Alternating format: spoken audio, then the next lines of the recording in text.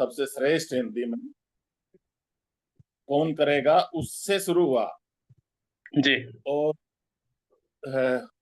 Supremacy के बाद फिर इसमें कुछ रीजन और जुड़ते गए, जैसे विस्तारवाद। विस्तारवाद में आप सब जानते हैं कि मैं उस पर कब्जा कर लूं, उस पर कब्जा कर लूं। इस और इसमें तीसरा इंपॉर्टेंट पार्ट आया रिलीजियस, रिलीजन विस्तारवाद और रिलीजन कट्टरता, जो हमारे देश ने देखी है, आप समझते हो।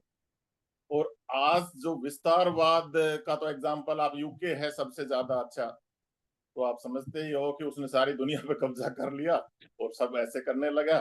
लेकिन अब विस्तारवाद कम होने लग रहा है, अब और थोड़ा सा आसान तरीका पकड़ रहे हैं, और वो है control of natural resources throughout wherever world. तो ये एक हो गया है। और इसमें भी जैसे वर्ल्ड वार 1, 2 और अब ये 3 की आप बता रहे हो, इनमें मेन इसमें ये थोड़ी सी स्ट्रेटजी बदल गई है। वो ये है कि विस्तार से उसको बाद में कंट्रोल करना मुश्किल हो जाता है, जो भी एरिया आप लोगे, तो रिसोर्सेज को कंट्रोल करके रिसोर्सेज को कंट्रोल करना भी थोड़ा डिफिकल्ट हो रहा है। तो इन्होंने जो सुपर पावर है, इन्होंने ये कर लिया है कि क्यों ना हम उसी जहां से हमने ये उसके साथ अपने साथ मिलाना है, उसी की जो उसका शासन है उसी को हम चेंज करें, उन्हीं को लोगों को प्रभाव करके ऐसा बैठाएं जो हमारे फेवर में हो। जो ईरान में हुआ है, जो जो इराक में हुआ है और अभी ईरान में होने जा रहा है। ऐसे ही रसिया और मेरे ख्याल से यूक्रेन में भी इसी तरह का सिद्धांत है। ये तो जनरल है। अभी वार तो आप जानते ही हो, लेकिन आपने जो मेन इश्यू लिया है कि हमारे ह्यूमन बीइंग, हमें नेचर क्या कहती है वार के बारे में। नेचर वार के फेवर में बिल्कुल ही नहीं है। नेचर ने जैसे हम सब जीव को बनाया है, तो जीव को नश्वर बनाया है, और फिर वो दोबारा पैदा हो और फिर आए, फिर एक साइकिल सा बनाया है। उसमें ह्यूमन बीइंग को एक स्पेशल पावर दी है बुद्धि की, और वो बुद्धि की पावर मेरी समझ में ह्यूमन बीइंग को इसलिए दी है कि भाई तुम इतना नेचर को एक्टिविटी में मेरी मदद करो, उसमें मैनेज करने में, उसको पालन करने में, इन सब जीव को और ये साइकिल जो भी नेचर के नियम है उसके, उसमें थोड़ा सा मेरी मदद करो। उसमें वार नहीं आता है, उसमें पीस आता है, क्योंकि नेचर ये कहता है कि हम सब जो मिलजुल के और सबके लिए इकट्ठा ध्यान रखें और पीसफुल एरिया से इस दुनिया में इन रिसोर्सेज को यूज करें और रहें। लेकिन यहाँ ह्यूमन बीइंग में सुपरमेसी जगह लेगी। वो आपस में तो अपने आप को सुप्रीम सुप्रीम और अपने सबसे पावरफुल समझने लगा है, वो उसने नेचर को से भी अपने आप को सुपर समझ, और वो नेचर ने उसको ये तो बता ही दिया है कि तुम नश्वर हो, और दूसरा एक बुद्धि के साथ साथ उसको ये भी कह दिया है कि तुम आजाद हो, तुम जो करना चाहो कर लो। तो उस स्टेप का फायदा उठाते हुए ह्यूमन बीइंग ने तो ये करना शुरू कर दिया, मैं तो बम बनाऊंगा या ये बनाऊंगा, नेचर को डिस्ट्रॉय करूंगा और बाकी ह्यूमन बीइंग को डिस्ट्रॉय करूंगा, मैं सबसे सुपीरियर हूँ। तो ये उसकी थॉट और ये उसका उसको वार की तरफ ले जाता है कि मेरे सारे रिसोर्सेज मेरे हों, सब जीव जंतु को मैं कंट्रोल करूं या मैं उनका मालिक हूं। ये उसकी जो डेवलपमेंट हो गया है ह्यूमन बीइंग की, ये नेचर में आ गया है। और उसकी असली ड्यूटी थी कि उस नेचर को सुपीरियर समझे, सबको इक्वल समझे, सब जीवों को, और वो उसका हेल्प करे उसमें, उसका पालन में। तो हमने उसको पालन में लाने के लिए अब धार्मिक, आध्यात्मिक और नेचर का ज्ञान उसको कैसे दें, शुरू से ही दें कि ये बिल्ट ही ना हो। तो उसमें उसको ये सब ज्ञान देते हुए कैसे शुरू करें, जो आप इसमें गाँव का डेवलपमेंट और जो आप प्रोग्राम कर रहे हो, ये उसी ये वार को भी इससे रिलेटेड लेते हैं। अब आपने इसमें एक और छोटा सा टॉपिक और डाला है कि हमारे देश को क्या करना चाहिए और हमारे देश में इसका क्या असर है। असर तो पूरा ग्लोबल है और बहुत ही खराब है।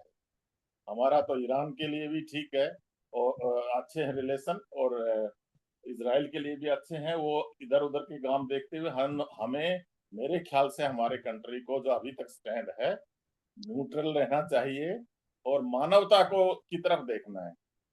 तो उसमें हम देखें तो हमारे ना उस और ना उस दोनों का ध्यान रखते, हमें न्यूट्रल रखते हुए, और हमारी टॉप प्रायोरिटी जितना हम कर सकते हैं, हमें इस युद्ध को समाप्त करने की ओर, हमारे ऑलरेडी प्रधानमंत्री ये काम दे रहे हैं, हमारे देश की भी यही पॉलिसी है, और उस पर जाना चाहिए।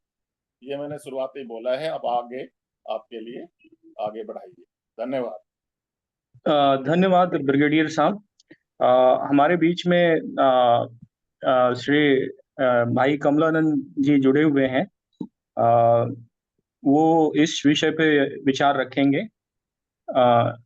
आदरणीय कमलानंद जी, अपने को आप अनम्यूट करें और ये जो विषय है उस पर विचार रखें। बहुत बहुत बहुत धन्यवाद। ब्रिगेडियर साहब ने बड़ा अच्छा अभी विश्लेषण और एक्शन प्लान पर चर्चा किया। बहुत बहुत उनको शुभकामनाएं। बस उसी के कंटिन्यूएशन में मैं यही कहूंगा कि ये युद्ध तो खैर अभी चलते ही रहेंगे, और युद्ध मेरे ख्याल से एक मानव स्वभाव है कि वो शांति से बैठता नहीं जब तक उसके संस्कार न बनाए जाए। तो ये संस्कार, उसका प्रशिक्षण, उसके घर के वातावरण, और नहीं तो मौका मिलती बड़ा उठा पटकी उद्यमी है, उद्यमी। तो ये हालात ऐसे बनते हैं, इसीलिए इस्लाम उसको बांध के रखा है कि तू लड़ना तो है लेकिन इस एक ही बैनर में लड़ेगा, और बाकी सब तेरे दुश्मन है। अपने ढंग में भी उसको संस्कार से, सह अस्तित्व से, सोच से बड़ा वो एक इशू है।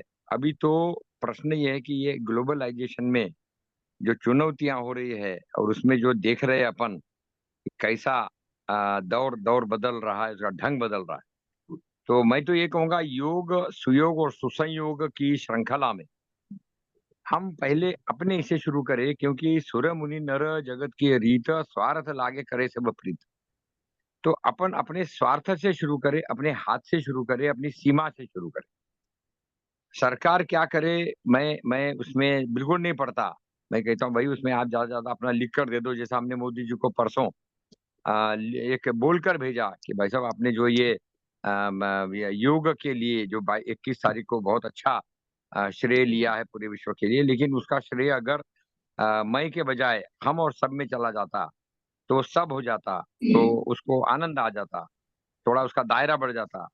लेकिन ये मानव स्वभाव है कि वो अपनी श्रेणी इसको, तो योग, सुयोग और सुसंयोग की श्रृंखला में जो अपने जैसे एनआरआई, अब मैं यहाँ पे अध्ययन कर रहा हूँ कि सब कटे कटे है। अच्छा, लेकिन देश में भी कटे कटे है, तो जैसा भारत में वैसा यहाँ भी है। तो कैसे जुड़े, तो मुझे ये लगा कैसे संबंध बढ़े एक दूसरे से। एक तो एक तरफ सोच बढ़े व्यक्ति की, और दूसरा उसके तरफ उसका एक दूसरे के प्रति मिलकर काम करने से फायदा दिखाई दे। क्योंकि फायदा दिखेगा तो बंधा रहेगा, नहीं फायदा दिखा तो वो तुरंत भाग लेगा। और मैं इसमें निगेटिव बिल्कुल नहीं बोलना चाहता हूँ, लेकिन वो जो है सो है। तो मेरा प्रश्न और अनुरोध यही है कि आप जो ये अभी बैठक कर रहे हैं वर्धा में, और उसमें अपना रामनगर में, और ये इतना दिनों से बैठक चल रही है, बड़े बड़े लोग उसमें अपना समय दे रहे हैं, ध्यान से सुन रहे हैं, तो देखिए कि वो किस तरीके से अपना, जैसे अब मैं भी इस बैठक में आता हूँ, देखता हूँ ऐसे 3 बैठक और अपन कराते हैं, तो उन सब में अपना यही लक्ष्य रहता है कि यार इसमें अपनी जो लक्ष्य है, अपना जो क्या कहेंगे उसका, अपना जो जो तो तलाश है, जो भी तलाश है, वो कैसे पूर्ति होती है, आनंद की, नाम की, पैसे की, आनंद की, जो भी पूर्ति हो, जो भी अपना लक्ष्य, जो भी स्वार्थ हो, मेरा मतलब। तो उस दिशा में मुझे लगता है कि यार यहाँ पर इंटेलेक्चुअल स्तर के लोग हैं, जो कर रहे हैं या कर चुके हैं, दमदार लोग हैं। और केवल ये भाषण वाले नहीं है, बल्कि कुछ न कुछ सोच, अनुभव, कुछ संपर्क, कुछ संबंध, कुछ नया सोच, और एक्टिव, मेन पॉइंट है एक्टिव है क्या। और उस एक्टिविटी का उम्र से कोई मतलब नहीं होता। उम्र वो जो वृद्धावस्था है, वृद्धावस्था, वृद्धावस्था जो है उसका उम्र से संबंध नहीं है, सोच से है। तो सोच में जो सक्रिय है, तो अभी कल मैंने एक कविता लिखी थी, सिस्टम। तो उसका निचोड़ में कभी जरा उसको अच्छा करके पढ़ के सुनाऊंगा अभी। तो सवेरे 4 बजे आंख खुल गई, तो एकदम लगा यार जिसको देखो वही सिस्टम सिस्टम की बात करता है। तो क्या हम सिस्टम को बदलने वाले व्यक्तियों से सिस्टम के पहलुओं का अध्ययन कर सकते हैं? अपने घर में भी तो एक सिस्टम है, अपन सवेरे कितना बजे उठते हैं, घूमने क्या जाते हैं, गर्म पानी पीते हैं, मैं स्वमूत्र पीता हूँ, तो ये भी तो एक सिस्टम है मेरा अपना। तो क्या हम सिस्टम को जिन्होंने अपने ढंग से सुधारा है, अब मेरी सिस्टम अगर मैं 8 बजे तक सोऊं तो भाई तो अच्छा नहीं है, तो वही अगर मैं 4 बजे उठ गया तो सिस्टम सुधर गई अपनी। इसी तरह घूमने का है, इसका है, उसका है, किसके साथ बैठते हैं। तो पहला ये है कि मेरा ये निष्कर्ष निकला कि 70% तो कम से कम सिस्टम का अपने हाथ में है। अब ये योग सुयोग सुसंयोग का ही भाग है कि आपको सही समय पे सिस्टम के बारे में कुछ अनुभव मिल जाए, ज्ञान मिल जाए, विचार मिल जाए, सोच मिल जाए। फिर आता है कि अपने ग्रुप में कितनी सिस्टम है। अब ये ग्रुप, ये ग्रुप ही ले लीजिए, बहुत अच्छा ग्रुप है, और इसमें कई लोग विचार आता है कि मीटिंग कैसी करे, क्यों करे, क्या करे, उसका लक्ष्य क्या है मीटिंग का, उसमें समय कितना ले, कहाँ तक बोले। तो ये भी तो सिस्टम अपने हाथ में, इसमें सरकार कहाँ बीच में आ गई, उसके बाद भगवान कहाँ बीच में आ गई, उसके बाद में समाज कहाँ बीच में आ गया। फिर आता है, क्या सरकारी सिस्टम पर ही सब कुछ निर्भर करता है।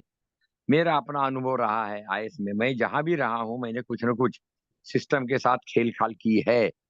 और जरूर नहीं कि हर चीज में फाइल पर ही आदेश लिया हो, मैं देखता था केवल मेरे पावर में है कि नहीं। कल मगर पूछा जाएगा तो मैं उसका जवाब दे सकता हूँ कि नहीं, बस यही मेरे मापदंड थे।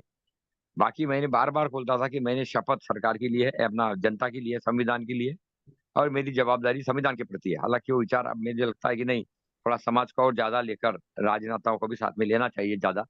बहरहाल उनके लिए रुकने की जरूरत नहीं है। मेरा कहने का मतलब अंत में, ये जो 11 साल से योग को एक अंतरराष्ट्रीय ख्याति मिल गई, अब ये ख्याति व्यक्ति की न होकर एक देश की परंपरा की, सनातन की, ऋषि मुनियों की और हमारे पूर्वजों की है। अब उसको लेकर आज की जो चुनौतियां, उसको हम कैसे एक शुभ लाभी परिवर्तन। और मैं देख रहा हूँ यहाँ अभी यूरोप में खेल कूद में, स्पोर्ट्स में, लीडरशिप में, वाटर हार्वेस्टिंग में, सोलर में, गुड गवर्नेंस में, पारदर्शिता में, पढ़ाई में, ड्यूअल सिस्टम ऑफ एजुकेशन में, ट्रांसपोर्ट में, डिसिप्लिन में, बहुत कुछ हो रहा है जिसका सरकारों के जो आपसी संबंध है उसमें उसमें कहीं बैठता नहीं है। उसमें केवल वो मोटे मोटे जो लॉबी वाले क्षेत्र है वही बैठ रहे। मेरा अंत में अनुरोध है, कृपा करके आपकी क्षमताओं को, आपके पहचान को स्वाट करते हुए अपने मजबूतियों को और कैसे बढ़ाए और कमजोरियों में कैसे दूसरों का सहयोग ले, तो स्वाट विश्लेषण करके मैं करता हूँ, मैं कर रहा हूँ, मैं लिख रहा हूँ, इसलिए मुझे बोलने का हक भी है। तो इसमें नवयुवकों को जरूर जोड़े, बच्चों को, नवयुवकों को, महिलाओं को, क्योंकि जब भी कभी लड़ाई होगी, आक्रांता होगा, ये होगा, वो होगा, तो उसका सबसे ज्यादा मार बच्चे और महिलाएं झेलेगी। तो उनका कैसे सशक्तिकरण हो। मोदी जी का मैंने एक और वीडियो भेजा, पता नहीं दूसरा है या तीसरा है, किसी ने बोला, मेरा क्या है, मैं तो कौन सा शब्द वापरा उन्होंने कि मैं तो वैसा हूँ, मेरा क्या है, मैं तुम अपना झोला लेके चल दूंगा, मैं क्या हूँ, अच्छा शब्द बोला। तो मैं बार बार सोच रहा था कि मोदी जी आप तो चले जाएंगे, लेकिन लोगों का क्या होगा। अब गांधी जी ने बांग्लादेश में, अपना पाकिस्तान में जो हुआ फैसला, कौन सफर किया, सामान्य आदमी तो मरे, महिलाएं मरी, बच्चे मरे, परिवार मरे। तो वो उसके लिए नेता थोड़ी दोष है। नेता तो अपना आराम से कोई प्रधानमंत्री बन गया, कोई कुछ बन गया, कोई कुछ बन गया, कोई कुछ गोली खाकर हुतात्मा बन गए, कुछ और हो गया। मेरा पॉइंट ये है, अंत में मेरा बिंदु, मैं बहुत आशावादी हो रहा हूँ उस सेंस में, कभी बचाया इस समाज को भक्तिवाद ने, कभी बचाया इस समाज को राष्ट्र भक्तिवाद ने। अब आज की चुनौतियों में अगर कोई बचाएगा, जगाएगा, दौड़ाएगा, ज्वलंत रखेगा, तो वो होगा स्वार्थी सर्वार्थ। स्वार्थी रहेगा मगर उसमें सर्वार्थ का भाग आ जाएगा, तो आई वी दे ऑल, मैं, हम, वो सब की दिशा में ज्ञानी तो है ही। भारतीय को जितना मालूम है, मेहनती है, वगैरह वगैरह, उसको केवल स्वार्थ से सर्वार्थ की तरफ ले जाना और उसके लिए अनुकूल वातावरण देना, ये योग सुयोग और सुसंयोग का आज के युद्ध के हालात में, अविश्वास के हालात में, निराशा के हालात में परंपरा से जोड़ते हुए मुझे तो बहुत आशा के एक लक्षण नजर आ रहे हैं। बहुत आनंद आया आपसे बात करके। मेरा बहुत बहुत शुभकामनाएं और सबको बहुत बहुत प्रणाम। नमस्ते। धन्यवाद श्री कमलानंद जी। आपने बहुत अच्छा रखा। मैं इसमें एक बात रखना चाहता हूँ। ये जो युद्ध या विश्व युद्ध है, ये सिर्फ और सिर्फ दो सेनाओं के बीच में नहीं लड़ा जाता। ये कहीं पे भी लड़ा जा सकता है युद्ध। ये आर्थिक युद्ध भी होता है, ये वैचारिक युद्ध भी होता है, ये सामाजिक युद्ध भी होता है, ये सांस्कृतिक युद्ध भी होता है, ये और भी तरह-तरह का युद्ध होता है। तो ये युद्ध जो है, ये हमारी समाज का एक अभिन्न हिस्सा रहा है। जब से ये मानव सभ्यता बनी है, या सभ्यता बनने से पहले भी, क्योंकि जब सभ्यता नहीं थी और मनुष्य जंगलों में रहता था, तो भी जंगलों में वो जंगली जानवरों से लड़ता रहता था या कई बार अपनों से ही लड़ता रहता था। तो ये व्यक्ति का स्वभाव है। लेकिन ये जो अभी ब्रिगेडियर साहब ने और कमलानंद जी ने जो बात बोली कि धर्म, दर्शन, अध्यात्म जो है, इनके द्वारा व्यक्ति के इन बुरे स्वभावों को नियंत्रित किया जा सकता है।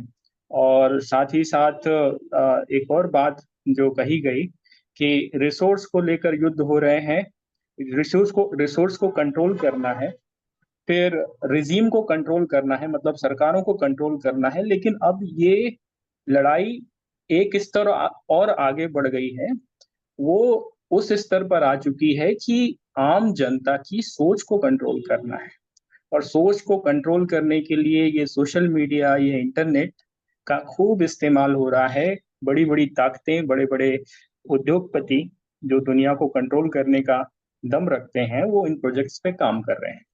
अभी पिछले कुछ 6 सालों का एआई फंडिंग पैटर्न ये है कि $500 बिलियन से ज़्यादा एआई के रिसर्च पे पूरी दुनिया में इन्वेस्ट हुआ है। पिछले ही हफ्ते करीबन $30 बिलियन के करीब पैसा डाला गया। एक सुपर इंटेलिजेंस प्रोग्राम चलाया जा रहा है कि किस तरह से लोगों को कंट्रोल किया जाए। तो ये सब युद्ध ही है। युद्ध के अलग-अलग स्वरूप हैं, अलग-अलग तरीके हैं, ये चल रहा है। तो जो हमारा प्रयास है, या आप हम सभी का प्रयास है, वो ये है कि ये जो चीज़ों को केंद्रित करना, मनुष्य को गुलाम बनाने की प्रवृत्ति, मनुष्य को अपनी ताकतों, अपने संसाधनों, अपनी टेक्नोलॉजी द्वारा कंट्रोल करना, वो किसी भी फॉर्म में, या फिर वो सीधे उस पर वार करना, ये प्रवृत्तियाँ जो हैं, ये आने वाले समय में और बढ़ेंगी। और साथ ही साथ इसका उपाय क्या हो सकता है, और एक सम्यक दर्शन, उसको कैसे अध्यात्म से जोड़ के, कैसे उसको धर्म से जोड़कर, इन सब किस तरह इसको योग से जोड़कर, किस तरह सहयोग द्वारा एक बेहतर समाज का निर्माण किया जा सकता है, ये हमें सभी को आत्मचिंतन और सोचने की आवश्यकता है। तो इसी चर्चा को आगे बढ़ाते हैं। हमारे बीच में डॉक्टर नीतू गोस्वामी जी हैं, और मैं उनसे चाहूँगा कि इस विषय पर कुछ अपनी बात रखें। ये परिचर्चा है, सभी लोगों को बोलने का उचित समय रहेगा। 3 से 4 मिनट में अपनी बात रख सकते हैं। डॉक्टर नीतू गोस्वामी।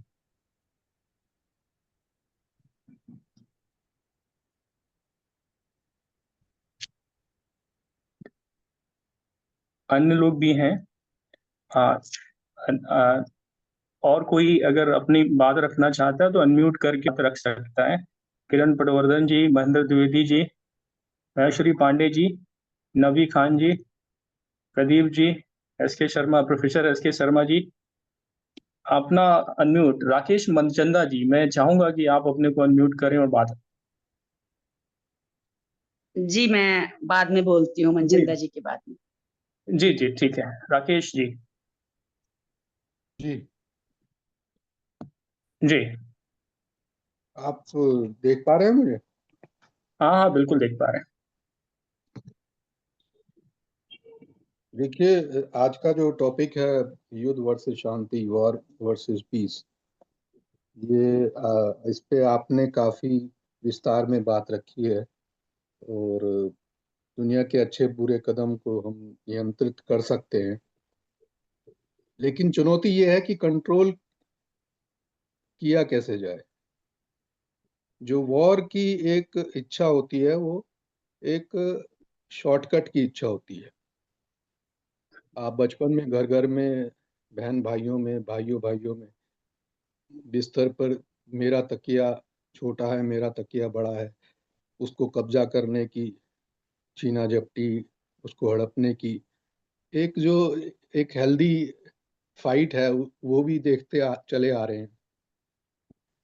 लेकिन जो इंसानी वॉर है, इंसान तो उसकी एंट्री तो अभी 3 लाख साल पुरानी है, और इंसान जो वॉर है वो वॉर करता है कि पूरी सृष्टि पे वो कंट्रोल करे और वो एक्यूमुलेशन करे। जो हमारे एंकर हैं अभिषेक सर, उनको मैं बड़े ध्यान से सुन रहा था। उन्होंने एक बहुत अच्छी बात कही कि पहले हम लोग गुफाओं में रहते थे तो जानवरों से भी हमारा युद्ध हुआ करता था, या उनसे भी हम बचते बचाते रहते थे। लेकिन जानवरों और हमारे बीच का जो युद्ध है वो अलग है। जानवर जो है, जो शेर है या जानवर है, कोई भी जानवर है, वो जब तक वो भूखा है तो वो छीना झपटी करेगा, कब्जा करेगा खाने पीने के लिए।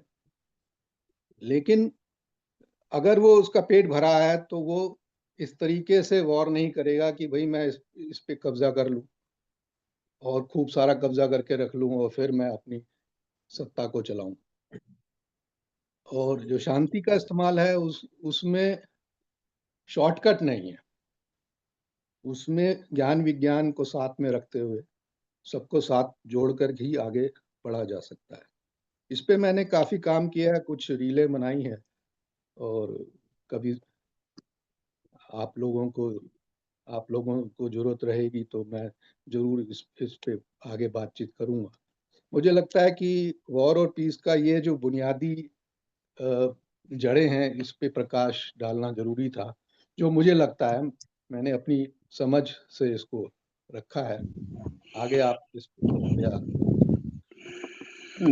जी धन्यवाद जी राकेश जी। हाँ, नीतू जी, डॉक्टर नीतू। जी, माननीय अभिषेक जी, बहुत धन्यवाद। माननीय मंच और हमारे जितने भी सुनने वाले साथी को मेरा सादर नमस्कार। आज इस विषय पे जो चर्चा आपने रखी है, विश्व युद्ध और शांति, भारतीय संदर्भ में मैं इसको मानती हूँ, वैदिक परंपरा के संदर्भ में, परिप्रेक्ष्य में मानती हूँ इसको।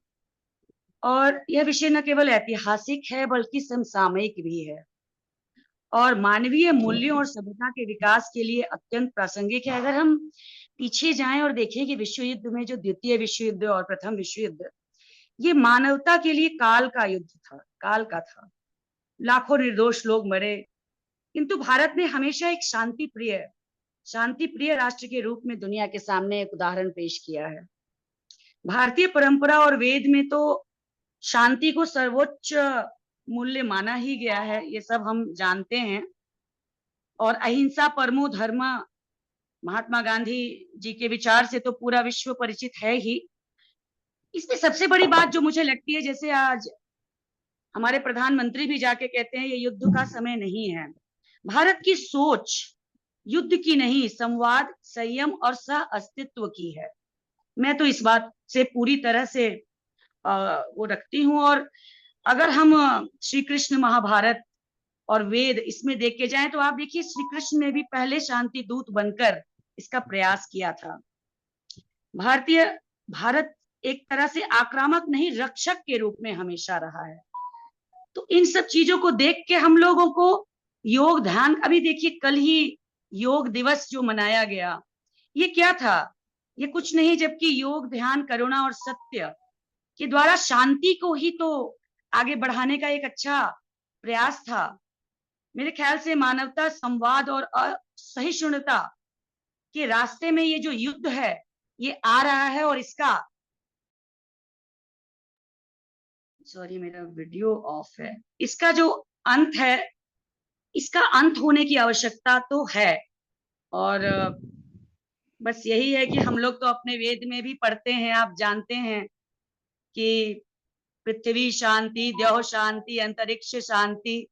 तो जिसके कण कण में ये सब है, तो हम तो कभी भी, हम हमेशा रक्षक की भूमिका में थे और हम शक्तिशाली भी हैं।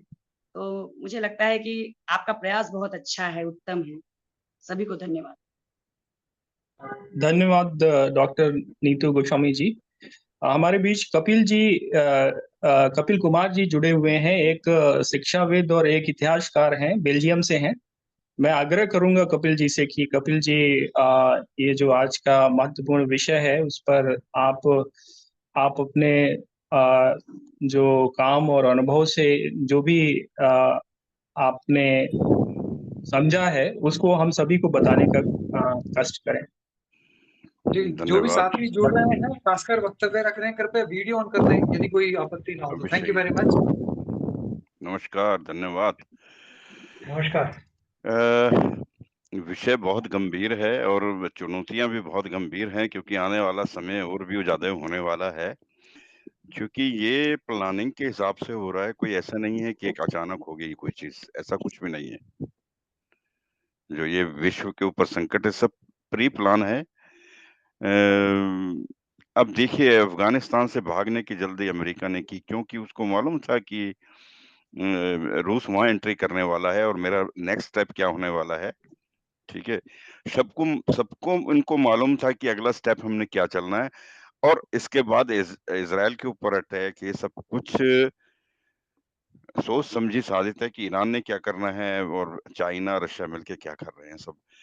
सब प्री प्लान है। और उसके बाद अगर हम अपनी कंट्री को वहां से निकाल के आए हैं, तो वो भी अमेरिका जो बोलता है कि ट्रम्प बोलता है कि मैंने करा दिया सीज फायर, ये करा दिया, वो इसलिए कराया गया क्योंकि उनके प्लान में थोड़ा सा गड़बड़ हो गई बीच में। उनको इजराइल के साथ वहां जाना था, अगर बीच में यहाँ फंस जाएंगे तो वहां कैसे जा पाएंगे।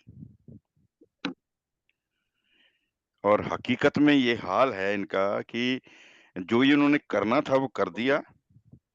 और हिंदुस्तान का सबसे अच्छा इतना एक पहलू है कि वो अपने वसुदैव कुटुंबकम और नीति के साथ बिल्कुल खड़ा है। लेकिन जैसा कि प्रधानमंत्री ने बोला कि युद्ध खत्म नहीं हुआ है, ये हमारी वार खत्म नहीं हुई है, वो हकीकत में खत्म नहीं हुई है। ये आप देख लेना, क्योंकि अगर ये नहीं होगा, हाँ, अगर ये खत्म करना कह देते हैं तो उसका मतलब झुकना होता है, उसका मतलब सरेंडर करना होता है। लेकिन जब इन्होंने बोला कि हमारी ये खत्म नहीं हुई है, हमारी ये जारी रहेगी तब तक कि जब तक कि उधर से कोई जवाब नहीं आता, हमारा जवाब जारी रहेगा। अगर कोई भी अटैक होता है हम उसको युद्ध ही समझेंगे। तो ये बहुत बड़ी अच्छी एक इंडिया की नीति है, जिससे विश्व को बहुत अच्छा संदेश गया है। और इंडिया कभी भी नहीं चाहता लड़ना, ये तो मैं जानता हूँ। लेकिन हमारी इस नम्रता को बहुत लोग कमजोरी समझते हैं। उसका एक छोटा सा उदाहरण देता हूँ। आज मैं बाजार में गया, एक स्टोर के अंदर, वहां के एक पाकिस्तानी काम कर रहा था। तो उसने बोला, वो हम जानता है कि मैं राइटर हूँ, सब कुछ हमेशा कहता है सर कोई शेर सुनाइए, कुछ सुनाइए, बड़ा खुश होता है। आज मेरे पास आया कि देखिए क्या हो गया है, यहाँ पे ये हो गया है और अभी अमेरिका को बहुत बड़ा जवाब मिलने वाला है, इजराइल को जवाब मिलने वाला है, ये होने वाला है, वो होने वाला है। मैंने कहा यार तुम यहाँ कर क्या रहे हो? तुम फिलिस्तीन जाओ या पाकिस्तान, कहीं भी जाते हो, लड़ो जाके फिर जब आपको इतनी परेशानी है। नहीं नहीं, बोलता है कि हम मुसलमान लोग इतने स्ट्रांग लोग हैं कि हम मर सकते हैं लेकिन झुक नहीं सकते। हमने इंडिया को सबक सिखा दिया, वो कर दिया, वो कर दिया। मैंने कहा यार बेकार की बात है। आपने किसको सबक सिखाया, किसने सिखाया है, ये आने वाला टाइम बताएगा। लेकिन आप कौन इस मुल्क में कर क्या रहे हो? जब आपको यही काम करना है तो अपने मुल्क में वापस जाइए, उसको हेल्प करिए। अब सोचिए एक छोटे से लेवल पे, मतलब सोचने का एक जो तजुर्बा है कि मतलब कि जो है वो कहाँ तक पहुंच चुका है। इसलिए आने वाले टाइम में हमें बहुत कुछ करने की जरूरत पड़ेगी, लड़ने की भी। शक्तिशाली हम हमेशा ये नहीं कि हमने नहीं लड़ना है, हम शांति के दूत हैं, फलाने हैं, ठिकरे, ये इससे काम नहीं चलेगा, बिल्कुल नहीं चलेगा। नहीं तो हम फिर वही 1000 साल गुलाम बन के रहेंगे। हम शांति के दूत हैं लेकिन हम ताकतवर हैं, ये हमको कहना पड़ेगा। हम शांति के साथ दमदार भी हैं, हमें वहां पे भी लड़ना आता है, हम वो भी कर सकते हैं। उसी से काम चलेगा, वरना नहीं चलेगा। और मुझे लगता है आज की जो गवर्नमेंट है जिस तरीके से काम कर रही है, इट्स वेरी नाइस। और उसी वे में ही जवाब देना बेहतर रहेगा और यही तरीका सही है। धन्यवाद। अभिषेक भाई। बहुत बहुत धन्यवाद कपिल जी। आपने एक बहुत महत्वपूर्ण बात रखी कि भय बिन होए न प्रीत। प्रीत। तो ये सच बात है। अहिंसा या क्षमा करने का अधिकार उन्हीं को है जो कि शक्ति या सशक्त है, सामर्थ्य रखते हैं। सशक्त है। और बाकी जिनके पास शक्ति और सामर्थ्य नहीं है और वो कहते हैं कि हमने क्षमा कर दिया या हम अहिंसा करते हैं, तो ये एक हास्यास्पद विषय है। तो जो मानव स्वभाव है और जो ये सोच है, ये दर्शन जो है, जिसकी वजह से ये लड़ाइयाँ हो रही हैं, चाहे वो आर्थिक दर्शन हो, जिसमें कि लोगों की सोच होती है कि कर लो दुनिया मिट्टी में, सारी संसाधनों पर हमको कब्जा करना है, सारे कारोबार पे हमको कब्जा करना है, या फिर ऐसी सोच हो कि पूरी दुनिया में हमारी ही सोच सिर्फ रहे और बाकी कोई सोच ना रहे। तो ये सोच ही लड़ाई की ओर ले जाती है दुनिया को, और इस सोच को ही बदलने की आवश्यकता है, क्योंकि अगर ये सोच नहीं बदलेगी तो समस्याएं ज्यों की त्यों रहने वाली हैं, कुछ बदलेगा नहीं।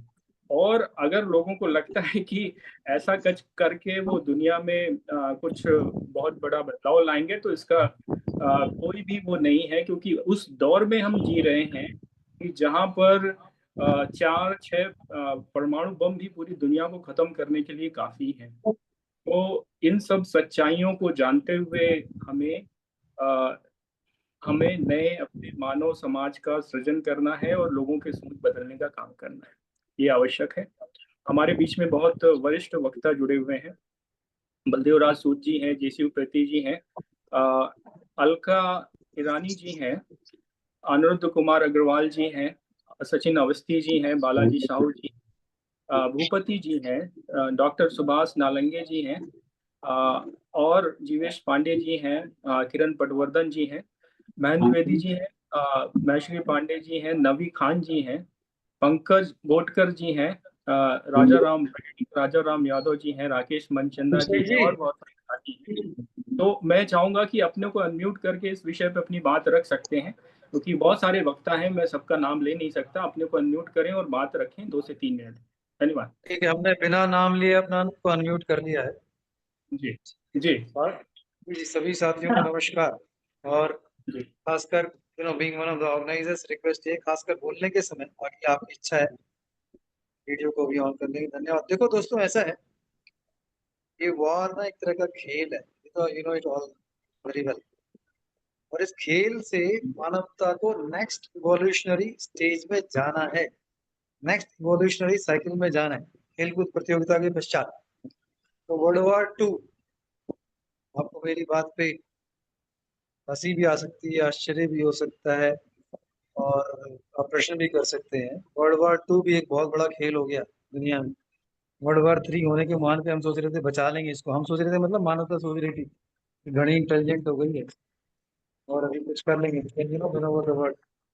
लेकिन ये वर्ल्ड वॉर 3 होके ही रहेगी। जिस तरह के हमने प्रतिनिधि विभिन्न जगहों में भेजे, हमने माने सिर्फ भारतवर्ष के महान मोदी जी और महान शाह साहब की बात नहीं कर रहा है, हमारे यहाँ महान ट्रम्प जी हैं, पुतिन साहब भी हैं, you know, you can say that Putin साहब was not elected, but whatever it is, he is there। तो ये जो बड़े बड़े खेल हो रहे हैं, मानवता को एक नए इवोल्यूशन स्टेटस पे जाना है।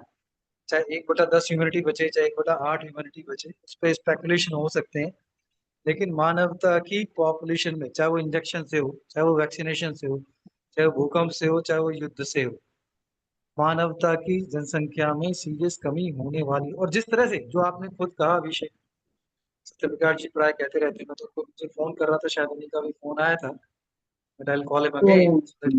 But what I am saying is, जो कि ये कहते रहते हैं ना कि हम सिर्फ अपने लिए ही काम करते रहते हैं, तो अपने लिए ही काम करते रहते हैं और दूसरे का विचार नहीं कर रहे हैं। सबके सुख में, मेरा सुख नहीं बल्कि मेरे सुख में हम सबका सुख यदि ढूंढने लगे, और सारी दुनिया मेरी मुट्ठी में, जो उनके फेवरेट डायलॉग्स हैं विच मीन अ लॉट, तो मानवता तो उस गति की तरफ जाएगी जिस गति की तरफ जा रही है। मोरओवर, जितने भी यहाँ बड़े बड़े इंजीनियर बैठे हैं, बड़े बड़े इकोनॉमिस्ट प्लानिंग बैठे हैं, including in this group of 30-32 people, सभी बहुत बड़े बड़े लोग हैं।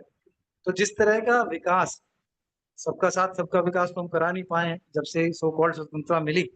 उसके पहले से भी जब से भारत में कुछ ना कुछ, चाहे औद्योगिकरण या जो भी कार्य है अंग्रेजों ने कराया, उसके पश्चात 1935 में जो थोड़ी बहुत हमें आंशिक ऑटोनॉमी मिली, उसके पश्चात and so fourth. So none of the governments have been able to basically cause to happen the equalitarian development in the country. समान सबके लिए अवसर, समान सबके लिए बेसिकली रोजगार, जरूरी नहीं कि एम्प्लॉयमेंट है, नौकरी, ये नहीं कर पाई सरकारें, बुरी तरह फेल किया। उसका एक कारण है, मुझे एक भाई साहब ने पूछा अभी पूर्व में, इंस्पेक्टर जनरल पुलिस थे, कि भाई संजय भाई क्या सोचते हो, क्यों गाँव में से माइग्रेशन हुआ, क्यों नहीं विकास हो, और सब चीजें जुड़ी हुई हैं। तो उसमें ये है कि चूंकि हम, हमारे प्रशासक, हमारे नेता और हम सभी अपने सब देशवासियों को मोहब्बत नहीं करते हैं, इसलिए विकास सबको छू नहीं रहा है, कुछ ही लोग को छूता है, हमारी प्लानिंग कुछ ही लोग को छूती है। It is not made for everyone. तो उसमें हिंसा समाज में उत्पन्न होगी, चाहे वो नक्सल हिंसा के रूप में देखें या यदि वो व्यक्त हिंसा भी नहीं है तो मेंटल हिंसा है, क्योंकि दिल्ली में आप देखते हैं तुरंत ही छुरा है, बंदूक निकाले थे, and so forth, many sorts of violence prevent. So this is just an exhibition, just it exhibits. वो कहाँ दिखेगा, मन में इतनी हिंसा हो जाएगी कहाँ पे, तो ईरान इराक में फोड़ेगा, और फिर ईरान इसराइल पे, इसराइल ईरान पे, एंड सो फोर्थ। किसने प्रोवोक किया, तेरी भैंस, किसने भैंस को डंडा पहला मारा, और ये खेल चल रहे। मैं तो बस सिर्फ शॉर्ट में मानता हूँ कि होने दो इसे, मानवता नेक्स्ट इवोल्यूशन स्टेज पे जाएगी। जय हिंद, जय भारत, जय जगत। हम लोग नई मानवता का इवोल्यूशन अगले 20 साल में देख के रहेंगे। हम भी जिंदा है अभिषेक, और आप तो और मस्ती में रहोगे। Thank you very much, take care, best wishes. Yes ji, धन्यवाद प्रोफेसर एस के शर्मा जी। ये हम सभी लोग रहेंगे, और यहाँ पर जो हमारा चर्चा का विषय है उस विषय को आगे बढ़ाते हैं। वॉर एंड पीस एक बहुत फेमस किताब भी है जो लियो टॉल्स्टॉय ने लिखी थी, आज से करीबन 150 साल पहले, तो 60 साल पहले। उसका भी मूल विषय यही था कि युद्ध से पहले, युद्ध के दौरान और युद्ध के बाद मानव जीवन में किस तरह के बदलाव आते हैं, और युद्ध क्यों होता है, और युद्ध के बाद क्या होता है, और युद्ध के पहले क्या होता है। बहुत अच्छी किताब है, बहुत अच्छी किताब है, पढ़िएगा आप में से बहुतों ने पढ़ी भी होगी। तो जो युद्ध है वो हमारे मानव जीवन और मानव इतिहास का अभिन्न अंग रहा है, इससे कोई बच नहीं सकता। आप जितने भी किताबें जो हमारी आस्था के प्रतीक, उनमें भी वो पाएंगे, युद्ध पाएंगे। तो युद्ध जो है वो हमारे संस्कृति का, हमारे जीवन का एक हिस्सा है, इससे कोई बच नहीं सकता। लेकिन हाँ, ये युद्ध स्वार्थ के लिए ना हो, का पूरा प्रयास होना चाहिए। ये युद्ध गलत के लिए ना हो, उसका पूरा प्रयास होना चाहिए पूरा। और इसको कंट्रोल कैसे करना है, इसको रोकना कैसे है, यही हमारा चिंतन है। और ये युद्ध गलत बातों के लिए ना किया जाए, इसका हमारा प्रयास होना चाहिए। तो मैं आग्रह करूंगा अन्य साथियों से कि अपने को अनम्यूट करके अपनी बात रख सकते हैं। योगेंद्र यादव जी जुड़े हुए हैं गुड़गांव से, हमारे अच्छे साथी हैं और पूरे देश, कई सारे देशों में रहे हैं, काफी विद्वान व्यक्ति हैं। तो मैं योगेंद्र जी से आग्रह करूंगा कि अपनी बात रखें। जी धन्यवाद अभिषेक जी। आज ये पहली मीटिंग है आप लोगों के साथ। जी जी, बड़ा अच्छा लगा। आज ही निमंत्रण मिला था शर्मा जी से जी। और विषय भी बड़ा गंभीर है। सबसे पहले तो ये समझना पड़ेगा कि हिंसा क्या है और अहिंसा क्या है, और हिंसा शुरू कहाँ से होती है। इस पे काफी लंबे समय तक हम लोगों ने काम किया। जब हम लोग मिले थे, हमने बताया था मानवतावादी आंदोलन और विश्व शांति यात्रा के बारे में।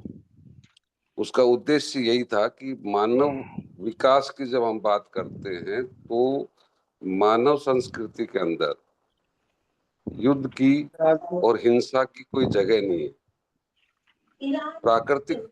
प्राकृतिक रूप से मानव जो है वो नॉन वायलेंट है। मानव प्रेम के लिए पैदा हुआ है, और प्रेम सिर्फ इंसान से ही नहीं, मानव का प्रकृति की हर चीज के साथ प्रेम है। ये एक नेचुरल टेंडेंसी इंसान की है। लेकिन वक्त के साथ बदलाव आप लोग देख रहे हैं, और आज जो चर्चा हो रही थी, जो अभी रिसेंट युद्ध हो रहा है, जो यूक्रेन और रशिया का हुआ, और अब जो है इनकी बातें कर रहे हैं, तो दो चीजें बड़ी गहराई से समझनी पड़ेगी कि एक तो दुनिया विश्व युद्ध के समय में दुनिया बहुत दूर थी, बहुत बड़ी दुनिया थी। आज के दिन दुनिया बहुत ही छोटी हो चुकी है, और इसका इम्पैक्ट भी बहुत तेजी से पूरी दुनिया में फैलता है। अभी दो ही देशों के बीच में युद्ध हुआ है, और पूरी दुनिया के अंदर इसका एक तरह से तीसरे विश्व युद्ध की बात लोग करने लगे हैं। अभिषेक जी, जो मैं गहराई की बात कहना चाह रहा था वो ये थी कि एक आंतरिक हिंसा होती है, एक बाह्य हिंसा होती है। जो हम देख रहे हैं वो सारी बाहर की हिंसा है, मिसाइल चला दी या किसी ने और किसी तरीके से वार कर दिया। लेकिन ये जो बाह्य हिंसा है, इसका जो मूल कारण है वो आंतरिक हिंसा है। जब तक आंतरिक हिंसा के ऊपर इंसान काबू नहीं करेगा, बाह्य हिंसा को रोका नहीं जा सकता। और आज के ये जो पिछले 2-3 दिन की घटनाएं हैं, इसमें आप देखेंगे कि एक अमेरिका का जो प्रेसिडेंट है, वो मानसिक स्थिति उनकी अबनॉर्मल है, और उस मानसिक स्थिति की वजह से सारी स्थिति बनी हुई है जो भी आप देख रहे हैं। अगर वो स्थिति नहीं होती तो शायद ये युद्ध इस लेवल तक नहीं होता। दूसरी बात, अभी कुछ भाई लोगों ने कहा कि हमारा क्या रोल हो सकता है। ऐसा है कि हर आदमी का, क्योंकि दुनिया के अंदर सभी को ही प्रभावित कर रहा है ये युद्ध, इसलिए सभी का ही रोल बनता है। चाहे हम घर के अंदर बैठे, फिर भी हम बार बार वीडियो देखे जा रहे हैं, और इस घटना से सब चिंतित हैं, जो भी थोड़ा सा चिंतनशील आदमी है, दुनिया के किसी भी हिस्से में हो, मैं अपनी बात नहीं कह रहा। और हर देश को, हर इंसान को, हर नेता को स्टैंड लेना पड़ेगा, क्लियर स्टैंड लेना पड़ेगा कि वो चाहते क्या है। दूसरी चीज, दो तरीके से देशों के अंदर आजकल समन्वय बन रहा है। अभी आपने डेवलपमेंट देखा होगा जो अफ्रीका का हो रहा, अफ्रीकन यूनियन के अंदर वन अफ्रीका वन नेशन, जिसको आइसोलेट किया हुआ था वर्ल्ड ने, वो एक होते जा रहे हैं। और इधर आप देखोगे कि डेवलप्ड नेशंस के अंदर जो है ये युद्ध की शुरुआत हो रही है। तो इसमें मानव विकास के बगैर, व्यक्ति विकास के बगैर, इंटरनल वायलेंस को रोके बगैर बाह्य हिंसा को नहीं रोका जा सकता। दोनों स्तर पे काम करने की जरूरत है। तो हम ये चाहते हैं कि ये दोनों चीजें साथ साथ चले, और हमने कोशिश भी यही की थी कि हमने मानव से मानव को जोड़ा। मैं आपको उदाहरण देना चाहता हूँ कि 2009 में हमने विश्व शांति यात्रा की। 90 कंट्रीज के लोग दिल्ली में आए थे। हमारा शाम का प्रोग्राम पाकिस्तान में था। चूंकि पाकिस्तान ने वीजा नहीं दिया तो लोग वहां नहीं जा पाए, लेकिन बॉर्डर के ऊपर उधर पाकिस्तान के सदस्य आए हुए थे, इधर से हम हिंदुस्तान से और बाहर के लोग गए हुए थे, और कई घंटों तक वहां पे सांस्कृतिक कार्यक्रम हुआ। इस बार की जो विश्व शांति यात्रा जो हमने तीसरी की, तो हमारा इस बार 3 प्रोग्राम पाकिस्तान में हुए थे और हिंदुस्तान में 2 ही प्रोग्राम हुए थे। तो परिस्थितियां चेंज होती हैं जब लोग आपस में जुड़ना शुरू कर देते हैं, क्योंकि लोग बहुत बड़ी ताकत है। और ये जो हमारा प्रयास है, जो मेरा मानना ये है कि हम अगर ज्यादा से ज्यादा, जिस तरह से अब हम इस ग्रुप में इकट्ठे हुए, ऐसे ही हम पूरी दुनिया में भी इकट्ठा हो सकते हैं। आजकल ये माध्यम है, और अभिषेक जी आपकी तो पहुंच बहुत आगे तक है। इस ग्रुप में भी हमारे पास काफी कंट्रीज में बैठे हुए हमारे साथी शामिल हो रहे हैं। तो दुनिया बहुत छोटी हो चुकी है, इसलिए हमारे को युद्ध की कोई जगह अब इस दुनिया के अंदर बची नहीं है। क्योंकि अब अगर कोई युद्ध आगे बढ़ता है, जैसे आज का ही युद्ध है, अगर ये थोड़ा सा भी और आगे बढ़ता है और न्यूक्लियर पे अटैक, चाहे अमेरिका ईरान के न्यूक्लियर पे अटैक करे या ईरान किसी दूसरे पे अटैक करे, अगर न्यूक्लियर अटैक का होता है तो पूरी सृष्टि का विनाश निश्चित है। ये बात धन्यवाद सबको योगेंद्र समझ जी। जी तो इस पे हमें मिल के काम करना चाहिए। और मैं आपको जी धन्यवाद देता हूँ कि इस तरह से आपने सभी को जोड़ा। बहुत बहुत धन्यवाद योगेंद्र जी, आपने महत्वपूर्ण बात की। विश्व शांति यात्रा आपने निकाली और कई बार निकाली। तो विश्व शांति यात्राओं को निकालने की जरूरत है, लेकिन एक शेर है कि हादसे होते नहीं यूं ही, स्वागत हाले स्वागत। हैं ये भी बरसों। तो वाह वाह। ये जो हादसा, ये जो युद्ध के तौर पर आज दिखाई दे रहा है, इसका स्क्रिप्ट कब लिखी गई थी और कैसे हुआ था, ये आज की बात नहीं है, ये बहुत पहले की बात है। और बिल्कुल सही बात कही आपने कि ये एक सोच के, हिंसक सोच बदलने से ही शुरू हुआ था, और ये बदस्तूर जारी है, और अब मामला एटम बम तक आ चला है। तो ये सारा समस्या सोच का है, जो कि सभी ने इस पर सहमति दी है कि एक सोच जब हिंसक हो जाती है तो युद्ध होता है। एक सोच जब स्वार्थी हो जाती है तो लोग संसाधनों पे कब्जा करते हैं। एक सोच जब आ, अपने अंदर, जिसके अंदर डरी हुई हो जाती है, तो वो दूसरों को सत्ता से हटाने की कोशिश करती है। तो ये सोच ही है, ये सोच पे कैसे कंट्रोल किया जाए और सोच को संतुलित कैसे किया जाए, उसी का माध्यम है योग। और ये योग जो है, वो योग हमें, हमारी आत्मा को उस परमात्मा से जोड़ता है, हमें संतुलित रखता है। क्या बात है। हमारे योग के यम और नियम जो हैं, वो चीजों को संतुलित बनाते हैं। ये योग एक दर्शन है, ऐसे ही कई सारे दर्शन हैं। और वो दर्शन जो है, ये भारतीय दर्शन परंपरा और भारतीय ज्ञान परंपरा, एक ये बेहद खूबसूरती है कि व्यक्ति को मनुष्य बनाए रखने के लिए कई सारे दर्शन दे दिए गए। और उसमें से आपकी पसंद है, आप कौन सा चुनते हैं। तो बहुत सारे वक्ता हैं, विद्वान हैं हमारे बीच में। मैं आग्रह करूंगा अलका अलका जी से, अलका ईरानी जी से, बालाजी साहू जी से, भूपति जी से, गोपाल प्रसाद जी से, जेसी उप्रेती जी से, कोई भी अपने को अनम्यूट करके अपनी बात संक्षेप में 2 मिनट 3 मिनट में रख सकता है। समय का थोड़ा ध्यान रखें, क्योंकि बहुत सारे साथी जुड़े हुए हैं, सभी अपनी बात रख पाए। धन्यवाद।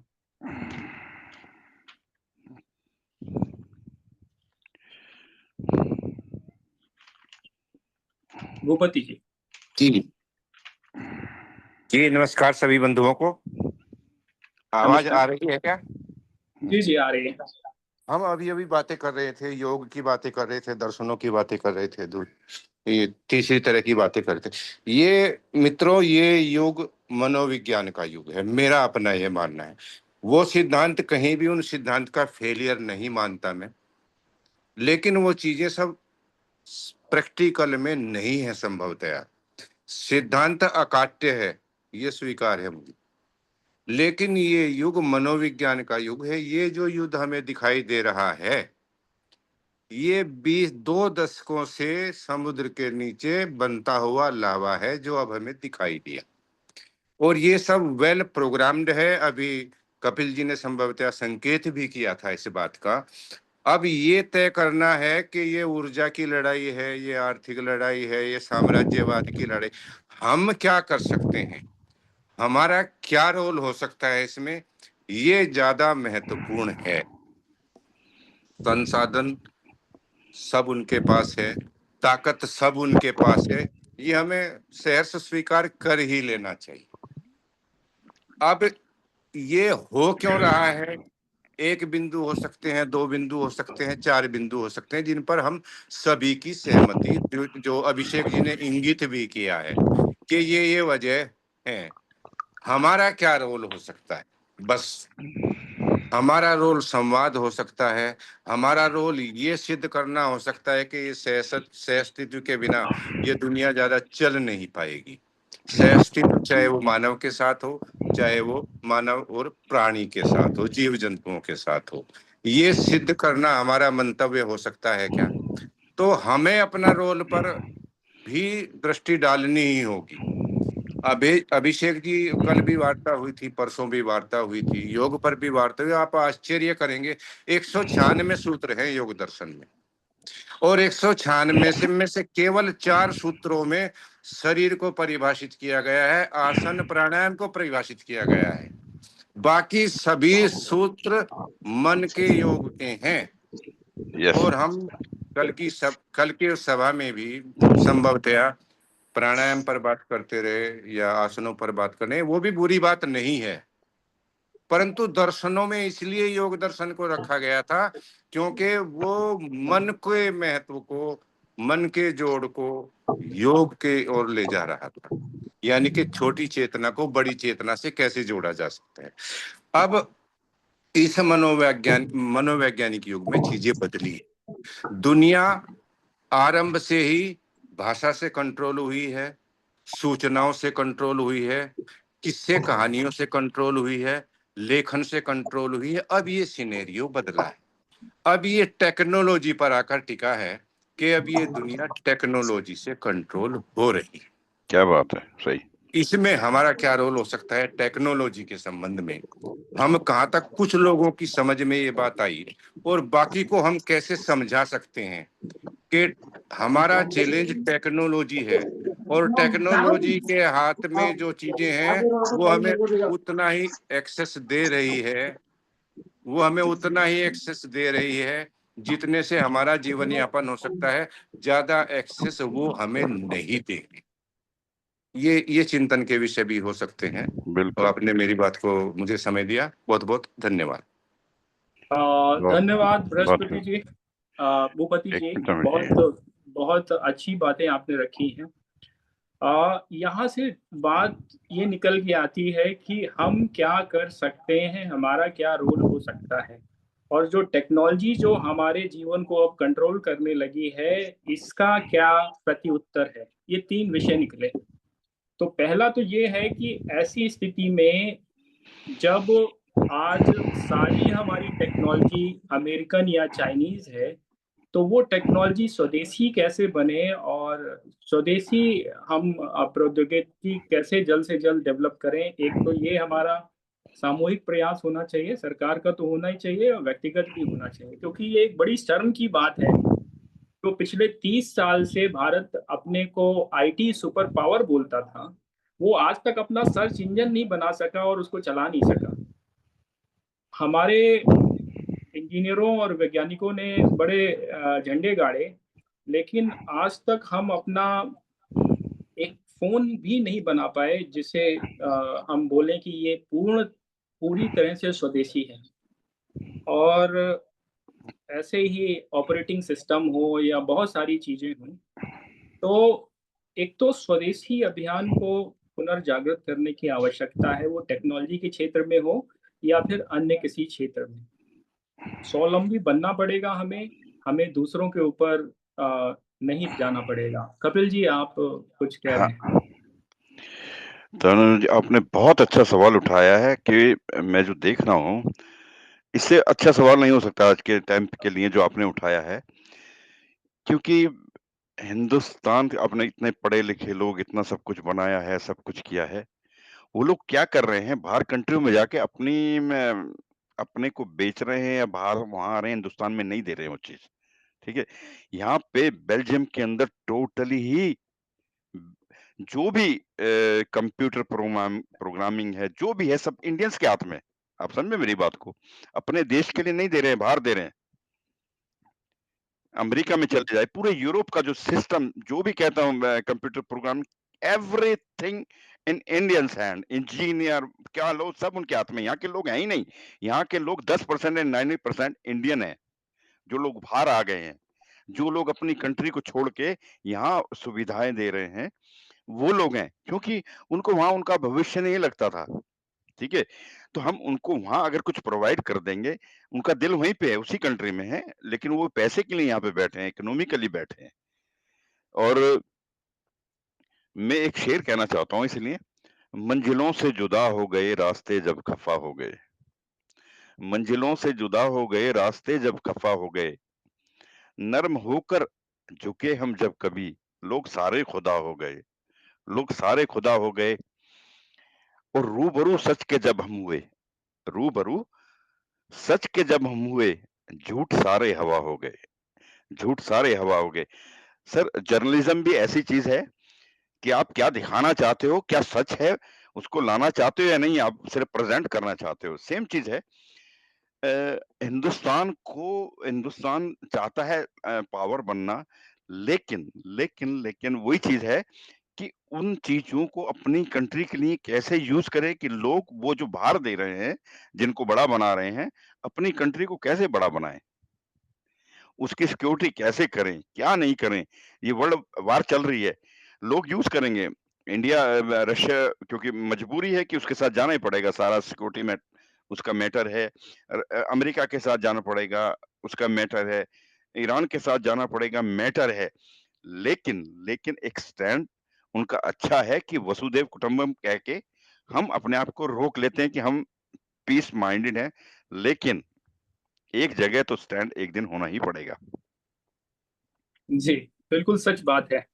तो यहाँ से भी मैं वही बात कहूंगा निकली कि जी, बात वही निकल के आई कि हमारे इतने सारे काबिल लोग और काबिल साथी कर क्यों नहीं पाए। उसके कई सारे कारण थे।